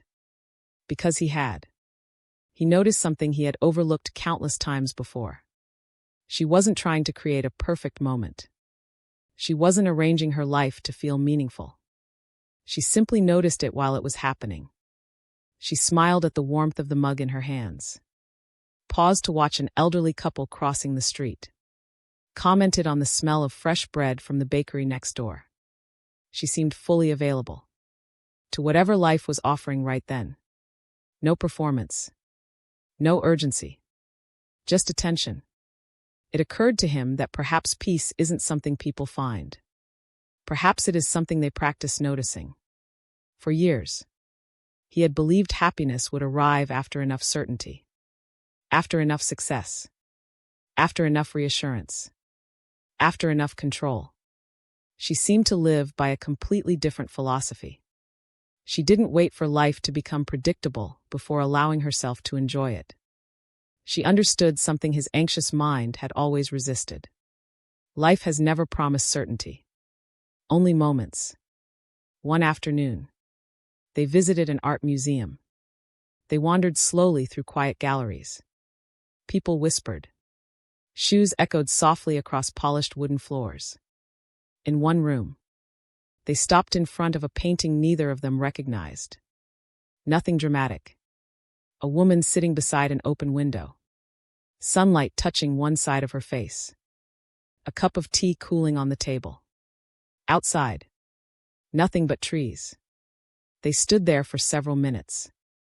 Finally he asked, "What do you think she's thinking?" She smiled. "I don't know." "You don't wonder?" "I do. But I don't need an answer."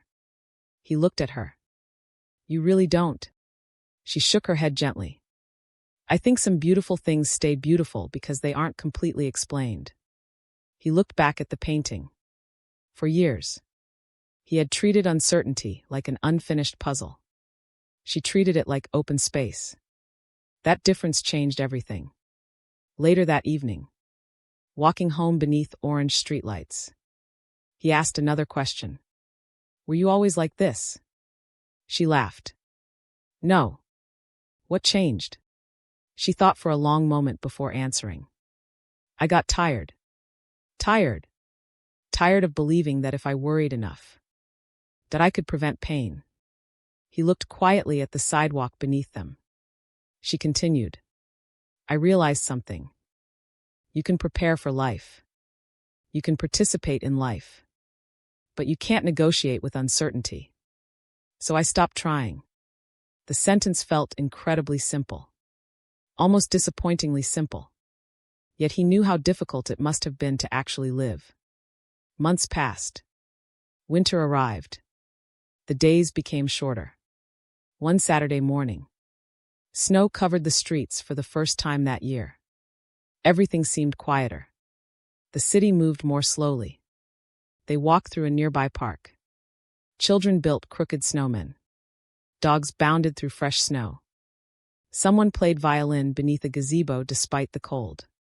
He watched her stop beside a tree. Snowflakes landed softly in her hair. She closed her eyes, lifted her face toward the sky, smiling. No photograph. No social media post. No announcement.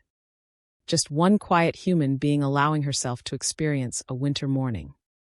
He suddenly understood why she had always seemed so difficult to explain. She wasn't performing her life. She was living it. There is a remarkable difference. Many people experience moments while simultaneously observing themselves experiencing those moments.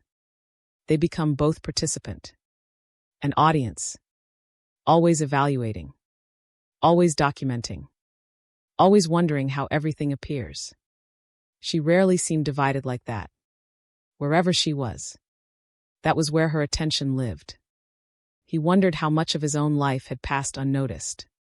Meals eaten while checking notifications. Walks completed while replaying conversations. Vacations spent planning the return home. Even moments of love, interrupted by thoughts about whether the love would last. How much life had slipped quietly through his fingers. While he was busy thinking about life instead of inhabiting it. One evening, they attended a concert in the park. Nothing elaborate. Just a local string quartet. Families spread blankets across the grass. People shared sandwiches. Children danced without rhythm. As music floated through the cool evening air, he looked around. No one seemed extraordinary. No one appeared to have perfect lives. Some looked tired. Some looked lonely. Some laughed loudly. Some sat silently. Yet all of them, for one brief evening, occupied the same music, the same sky, the same fading sunlight. He realized peace had never required perfect circumstances. It required enough presence to notice what already existed. Later, on the drive home, he admitted something. "I think I've spent most of my life waiting." She looked at him, waiting for the moment I would finally stop worrying. She smiled softly. And did it come? He laughed. No. What came instead? He looked out the window. I stopped making peace dependent on certainty. She nodded. I think that's closer. The relationship itself became strangely quieter over time. Not less passionate. Less dramatic. Arguments still happened. Misunderstandings still happened. Stress still happened. But those moments no longer defined the relationship. They became weather. Temporary. Passing. Not permanent descriptions of reality. There is a maturity that arrives when people stop expecting every difficult emotion to mean something catastrophic. Sometimes sadness is simply sadness. Sometimes irritation is simply fatigue. Sometimes silence is simply silence. Not every feeling is a prophecy. One spring afternoon, they returned to the lake where months earlier he had confessed that he thought understanding her would make him feel safe. The water reflected soft afternoon light. A gentle breeze moved across the surface. People rented small boats nearby. Children fed ducks. He smiled. I remember what I said here. She laughed. So do I. I was wrong. Were you? I thought the mystery was you. She waited. I think the mystery was always what peace looked like. She looked toward the lake. What does it look like now? He took his time answering. It looks ordinary. She smiled. I was hoping you'd say that. He understood exactly what she meant. Real peace rarely announces itself. It doesn't always arrive with dramatic breakthroughs. Sometimes, it arrives quietly. The first morning you wake up. And don't immediately reach for your phone. The first disagreement. That doesn't leave you questioning the relationship. The first afternoon. You spend alone without feeling abandoned. The first silence. That feels restful instead of frightening. Transformation often looks surprisingly ordinary. He no longer admired her because she seemed impossible to understand. He admired her because she had built a relationship with herself that no external circumstance completely controlled. That didn't mean she never became anxious. Never cried. Never struggled. He had seen all of those things. The difference was, she trusted herself to move through difficult emotions without becoming trapped inside them. She didn't fear every feeling. She listened to it, then allowed it to pass. Like weather. Like seasons. Like waves. One afternoon, while organizing old books in his apartment, he found a notebook from years before. Inside, pages filled with goals, plans, predictions, lists, questions. One sentence caught his attention. Someday I hope someone finally makes me feel complete. He stared at the words for several minutes. He almost didn't recognize the person who had written them. Not because the desire had been foolish. Because it had been so deeply human. Everyone wants to feel whole. Everyone hopes another person will help ease loneliness. There is nothing shameful about that. But now, he understood something that younger version of himself could not. No relationship can permanently silence the voice inside us that we refuse to meet ourselves. Love can accompany healing. It cannot replace it. That evening, he showed her the notebook. She read the sentence, then closed it gently. What would you write today? He thought for a moment, then smiled. I hope whoever walks beside me that always feels free to remain themselves. She looked at him with quiet warmth. I think that's a much better beginning. As the sun disappeared beyond the horizon, they sat together on the apartment balcony. No important conversation. No dramatic confession. No promise about forever. Just two people watching lights gradually appear across the city.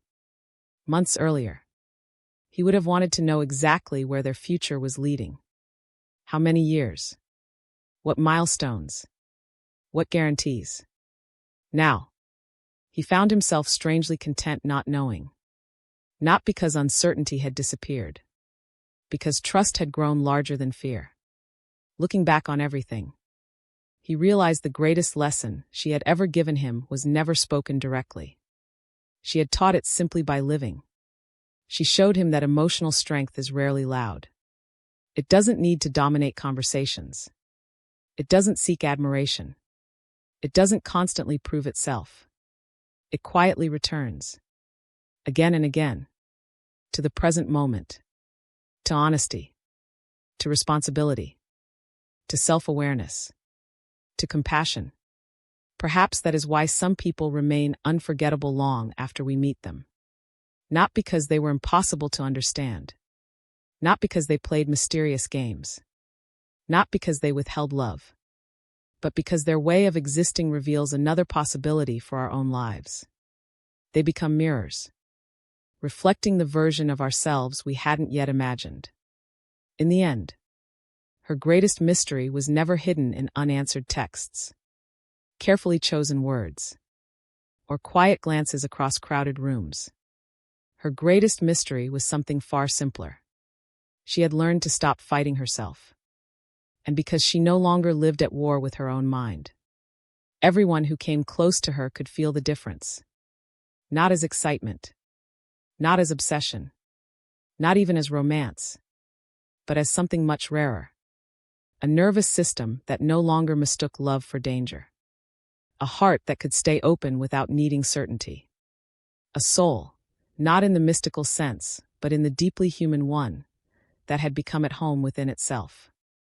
And perhaps, that is the most compelling mystery anyone will ever encounter. Not a person who makes us chase them, but a person whose quiet inner peace gently reminds us that the life we have been searching for in someone else has been waiting patiently, inside ourselves all along. By now, if someone had asked him what changed, he wouldn't have talked about the relationship first. Months earlier, he would have. He would have said she became more open, more affectionate, more expressive. But that wouldn't have been true. She hadn't changed very much at all. He had. The biggest transformation wasn't that he finally understood her. It was that he slowly stopped abandoning himself.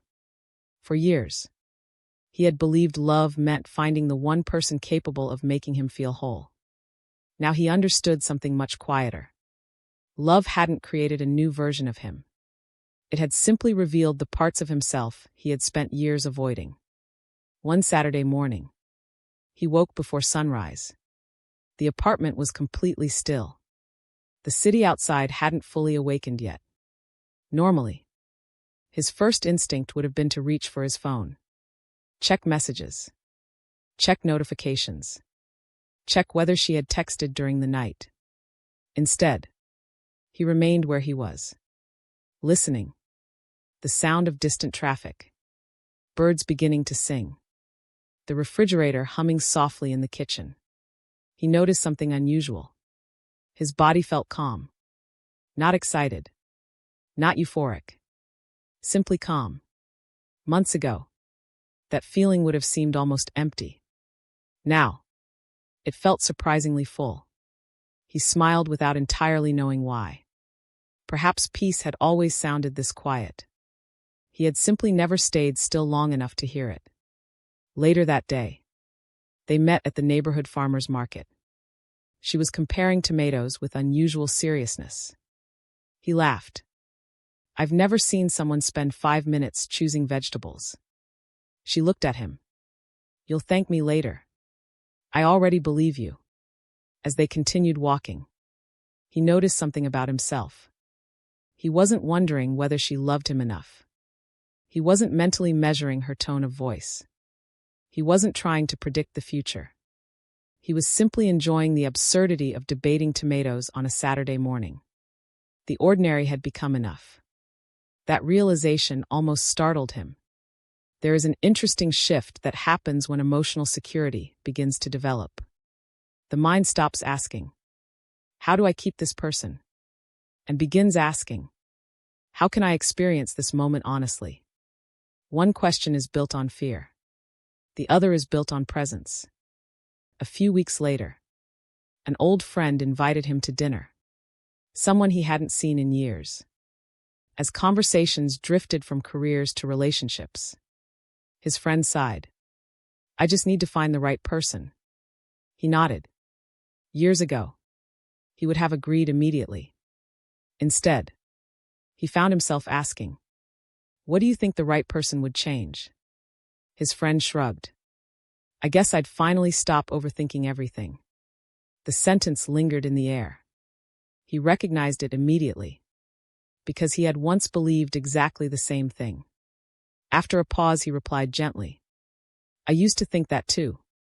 His friend looked curious. And I eventually realized I wasn't really looking for another person. I was looking for relief. Silence settled across the table. Not uncomfortable silence. Reflective silence.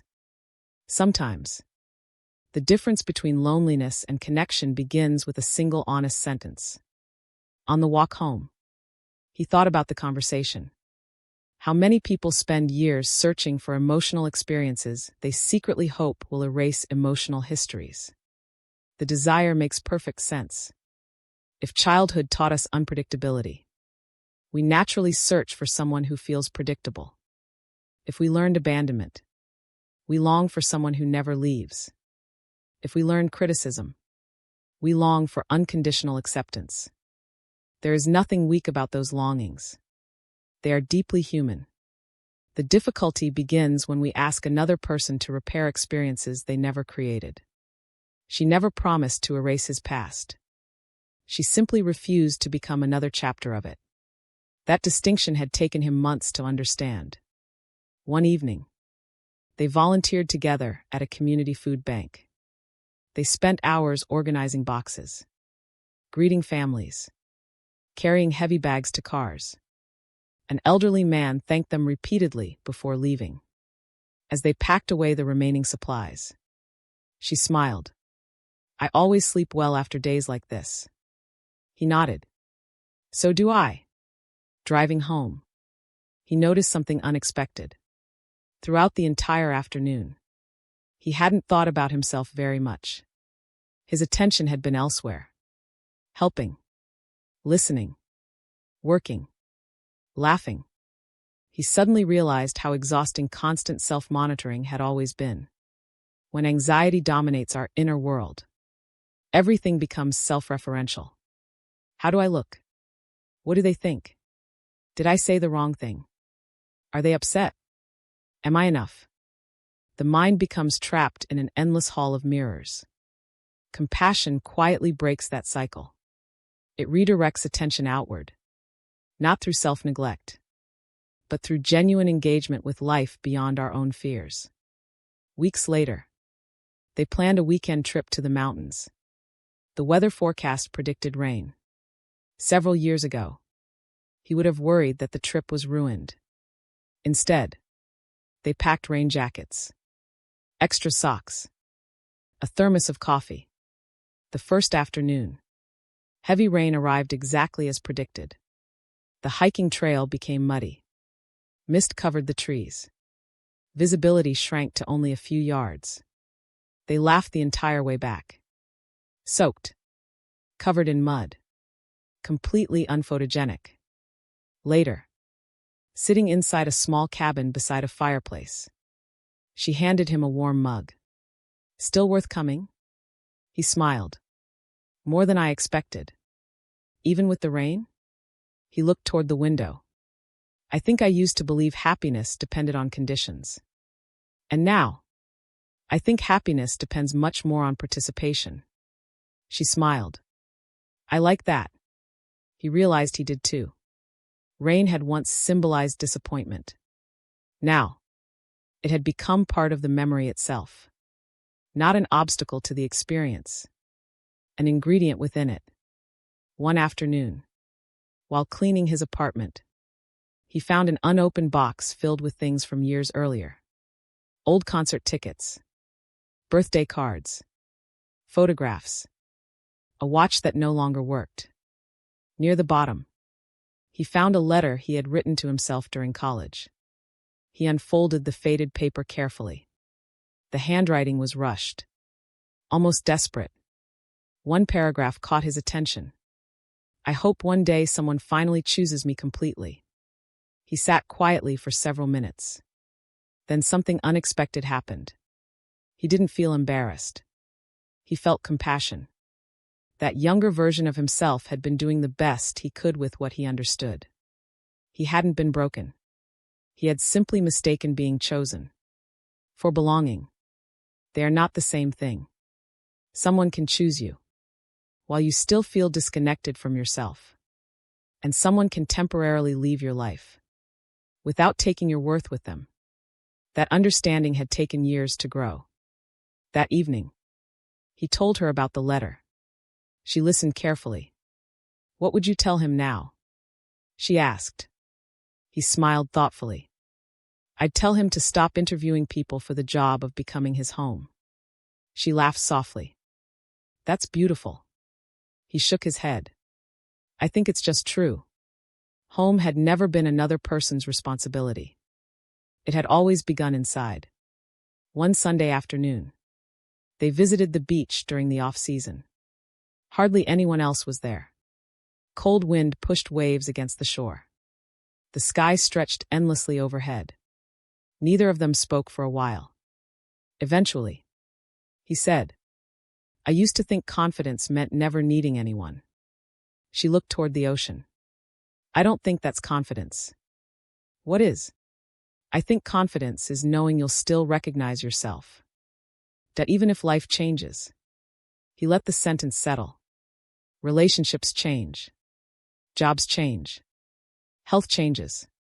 Cities change. People change. If identity depends entirely on external stability, every change feels like collapse. But if identity grows from an honest relationship with ourselves, change becomes painful without becoming annihilating. He finally understood why she had never seemed desperate to hold on to anyone.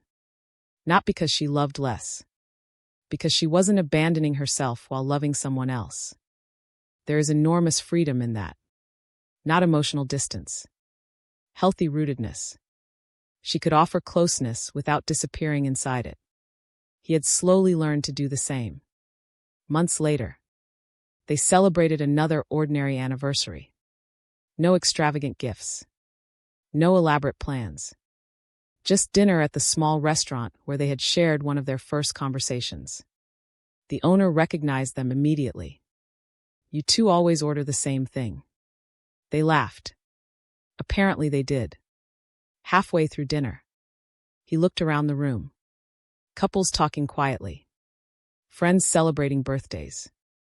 Parents comforting tired children. Nothing extraordinary. Just people sharing pieces of their lives. He remembered how desperately he had once searched for extraordinary love. Now, he appreciated something far more difficult to sustain. Ordinary love. The kind built through hundreds of small moments. Showing up. Listening. Repairing misunderstandings. Keeping promises. Allowing each other to grow. There was something profoundly beautiful about relationships that no longer depended on constant emotional intensity to prove their value. Later that night, walking home beneath familiar streets, she slipped her hand into his. No announcement. No dramatic declaration. Just one quiet gesture. Months earlier, he would have analyzed it. Did it mean something? Why now? What changed? Instead, he simply held her hand. Nothing more. Sometimes maturity reveals itself through the questions we no longer feel compelled to ask. Looking back, he realized that for most of his life, he hadn't actually been chasing love. He had been chasing escape. Escape from uncertainty. Escape from loneliness. Escape from old emotional wounds. He believed another person could rescue him from experiences he didn't yet know how to face alone. She had lovingly refused that role. At first, it disappointed him. Eventually, it liberated him. Because the moment he stopped waiting to be rescued, he discovered abilities that had quietly existed all along. The ability to soothe himself after difficult days. The ability to remain present during uncertainty. The ability to communicate honestly instead of withdrawing. The ability to stay connected without controlling. None of those capacities appeared overnight. They were practiced. One ordinary conversation at a time. One uncomfortable feeling at a time. One conscious choice at a time. Perhaps that is why genuine transformation rarely feels dramatic while it is happening. Movies celebrate sudden breakthroughs. Real life usually offers quieter victories. Answering honestly instead of pretending. Apologizing without defending. Resting without guilt. Listening without preparing a response. Trusting without demanding certainty. These moments seem insignificant individually. Together, they gradually reshape an entire life. As the seasons continued changing, he noticed something beautiful. He no longer viewed love as a destination waiting somewhere in the future. It had become a way of participating in the present. Not just with her. With friends. Family. Strangers. Himself.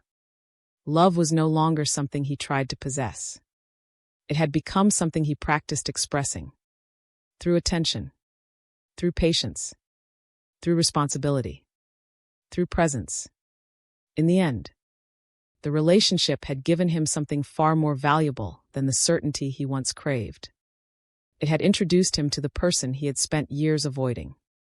The frightened child still expecting abandonment. The anxious young man searching for someone to complete him. The adult who slowly learned that wholeness cannot be borrowed from another human being. It must be cultivated from within. And perhaps, that was the final irony hidden beneath everything he once believed. The love he spent years chasing across conversations, relationships, and imagined futures, had never been waiting inside another person's heart. It had been waiting patiently, inside the version of himself, who finally stopped running long enough to come home. If someone had met him now, they probably wouldn't notice anything extraordinary.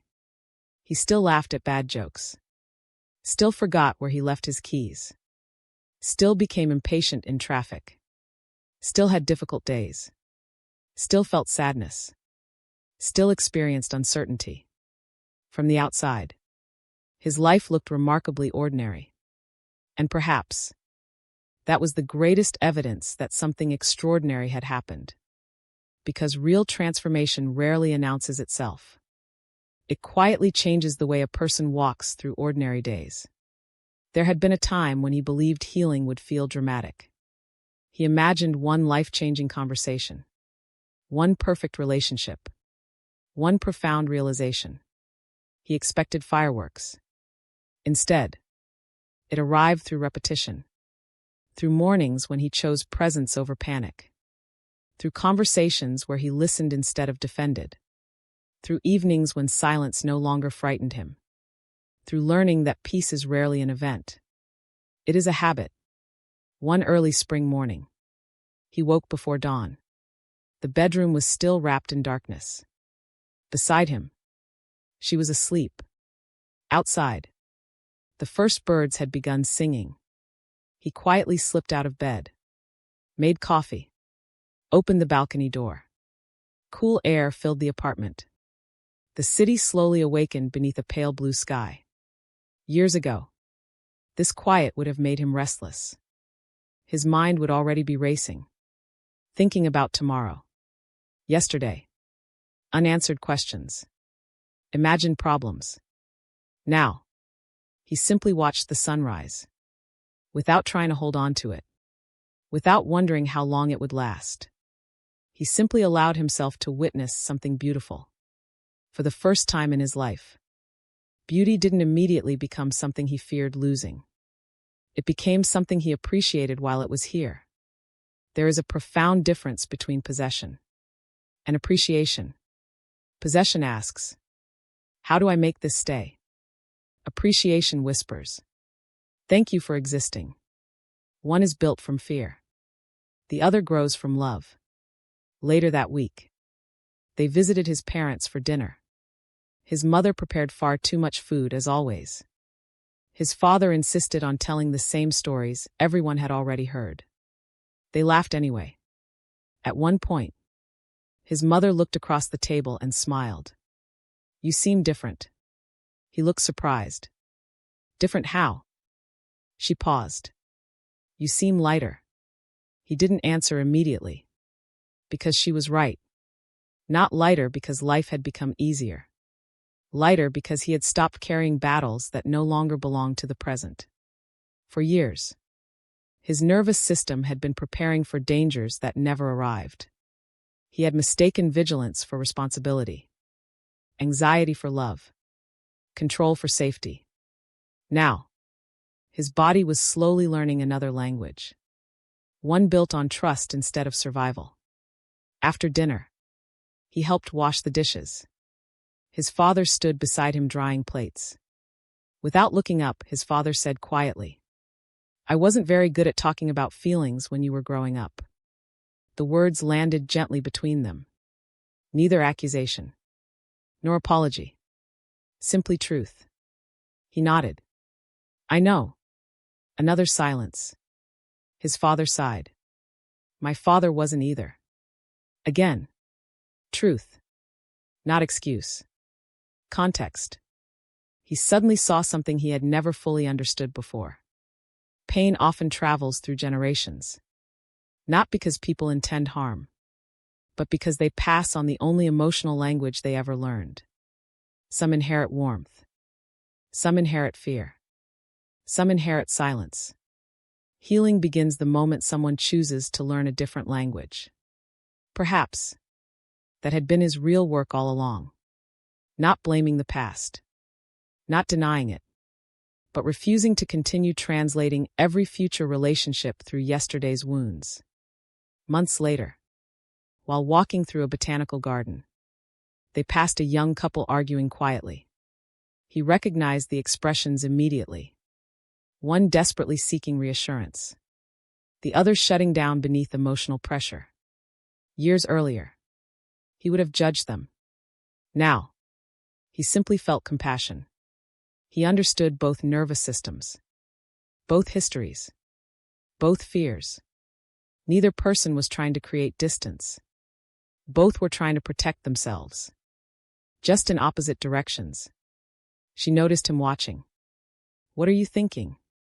He smiled softly. "I think everyone is carrying invisible stories." She nodded. "And sometimes they accidentally ask each other to read chapters they've never shared." He laughed. "That's exactly it. Love often fails. Not because people don't care, but because two nervous systems are speaking entirely different emotional dialects. One hears silence as abandonment. The other hears closeness as danger. Until both become aware of those patterns, they unknowingly repeat them. Again, and again, and again. One rainy afternoon, he visited the bookstore where they had first spent an afternoon together. The same shelves. The same wooden floors. The same quiet music playing overhead. He wandered through the psychology section. Not searching for answers anymore. Simply curious. He smiled, remembering the younger version of himself, who believed understanding human behavior would somehow eliminate uncertainty. He now understood something much gentler. Knowledge doesn't erase uncertainty. It simply helps us meet it with greater kindness. He selected one book. Paid for it. Walked toward the exit. Near the door, he noticed an elderly woman struggling to reach a book from a high shelf. Without thinking, he reached it for her. She smiled warmly. "Thank you." Such a small moment. 30 seconds. Yet somehow, it stayed with him all afternoon. Years earlier, his attention had been consumed almost entirely by his own emotional landscape. Now, his awareness naturally included other people. Not because he had become perfect, because fear no longer occupied every available space inside him. When anxiety loosens its grip, curiosity returns. Compassion returns. Presence returns. Life returns. One evening, they sat together watching a thunderstorm roll across the city. Lightning flashed in the distance. Rain struck the windows rhythmically. Neither of them turned on the television. Neither reached for their phones. They simply watched. Eventually, she asked, "What do you think love is now?" He smiled. It was a question he once would have answered immediately. Now, he wanted to choose carefully. After several quiet moments, he replied, "I think love is helping another person feel safe enough to become more themselves." She looked at him thoughtfully. "And yourself?" He nodded. "Especially yourself." Because he had finally learned something essential. The relationship that shapes every other relationship is the one we carry inside ourselves. If that inner relationship is built upon criticism, fear, impatience, and shame, those qualities quietly color everything else. But if that relationship slowly becomes more compassionate, more honest, more patient, then every external relationship begins changing too. Not magically, naturally. Time continued moving, as it always does. Seasons changed. Friends moved away. Careers evolved. Family members grew older. Some dreams disappeared. Others quietly emerged. Life never stopped changing. But something inside him had become remarkably stable. Not certainty. Trust. Trust that whatever emotion arrived, he could meet it. Trust that conflict didn't automatically destroy connection. Trust that loneliness didn't define his worth. Trust that endings, while painful, were survivable. He had once searched everywhere for security. Now, security felt less like a destination, and more like a relationship with himself. One afternoon, he found himself walking alone through the same park where, years before, he had anxiously waited for a late text message. The bench was still there. The trees had grown taller. Children played nearby. Dogs chased tennis balls. He sat quietly, remembering. He almost laughed. How frightened he had been. How convinced he was that every unanswered message predicted abandonment. If he could speak to that younger version of himself now, he wouldn't criticize him. He would sit beside him, place a gentle hand on his shoulder, and simply say, "You don't have to earn your place in someone's life by abandoning your own." That sentence alone might have changed everything. But perhaps, people can only truly hear certain truths when life has prepared them to understand. As the sun slowly lowered across the park, he watched shadows stretch over the grass. A little boy stumbled while learning to ride his bicycle. He immediately looked toward his father.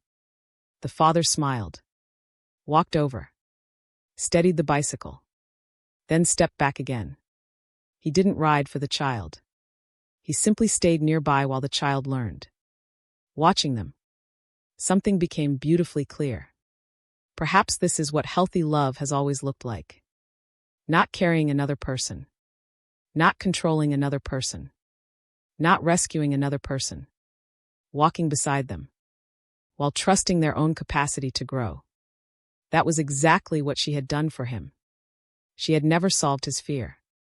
She had never removed uncertainty. She had never promised forever. Instead, she consistently showed up as herself. And in doing so, she quietly invited him to become himself. Later that evening, they met on the apartment rooftop. The city lights shimmered beneath the night sky. Wind moved gently through their hair. Neither of them spoke for several minutes. Eventually, he looked toward her and smiled. "Thank you." She tilted her head. "For what?" He thought carefully, then answered, "For never becoming who I wanted you to be. That before I learned who I needed to become." She reached for his hand. No grand speech. No dramatic ending. Just understanding. Sometimes, The deepest expressions of love require very few words. Looking back, he realized something that once would have seemed impossible. The relationship had never been a journey toward another person. It had been a journey back toward himself. Every misunderstanding had revealed an old wound. Every silence had exposed an old fear. Every conflict had illuminated an unconscious pattern. Every peaceful moment had shown him another possibility. In the beginning, he believed she was the destination. Now, he understood she had been the mirror, not reflecting perfection, reflecting potential, showing him the version of himself that had existed beneath years of fear, waiting patiently to be remembered. Perhaps that is why the greatest love stories are rarely about romance alone. They are about awakening. Not the mystical kind, the deeply human kind. The awakening that happens when someone finally notices how long they have been living in survival mode. The awakening that comes when they realize their nervous system has mistaken familiarity for safety. The awakening that gently teaches them they are allowed to rest, allowed to trust, allowed to love without disappearing, allowed to belong, first to themselves. If there is one final truth hidden beneath this entire journey, it is this: the most unforgettable people are not always the ones who love us the hardest. They are often the ones whose presence quietly changes the way we relate to ourselves. Because long after conversations end, long after seasons pass, long after life continues unfolding, their greatest gift remains. Not the memories they left behind, but the person we became because we knew them. And perhaps that is the quiet secret behind every relationship that truly transforms us. We begin believing we are searching for someone who will finally complete our story, only to discover, page by page, conversation by conversation, ordinary day by ordinary day, that the story was never incomplete. We were simply reading it through the eyes of fear. The moment we learn to read it through the eyes of compassion, everything changes. Not because life suddenly becomes certain, but because we finally understand that love was never meant to rescue us from ourselves. Its deepest purpose, its quietest miracle, is to help us remember the person we were always capable of becoming. And in that remembrance, we discover that the greatest love story was never about finding another heart. It was about finally coming home, to our own. Thank you for spending this moment with me. If this message resonated with your soul, remember to subscribe and continue this journey with us here on Twin Flame Journey. And always remember, what is meant for your soul will always find its way back to you. Until next time, beautiful soul, trust the journey.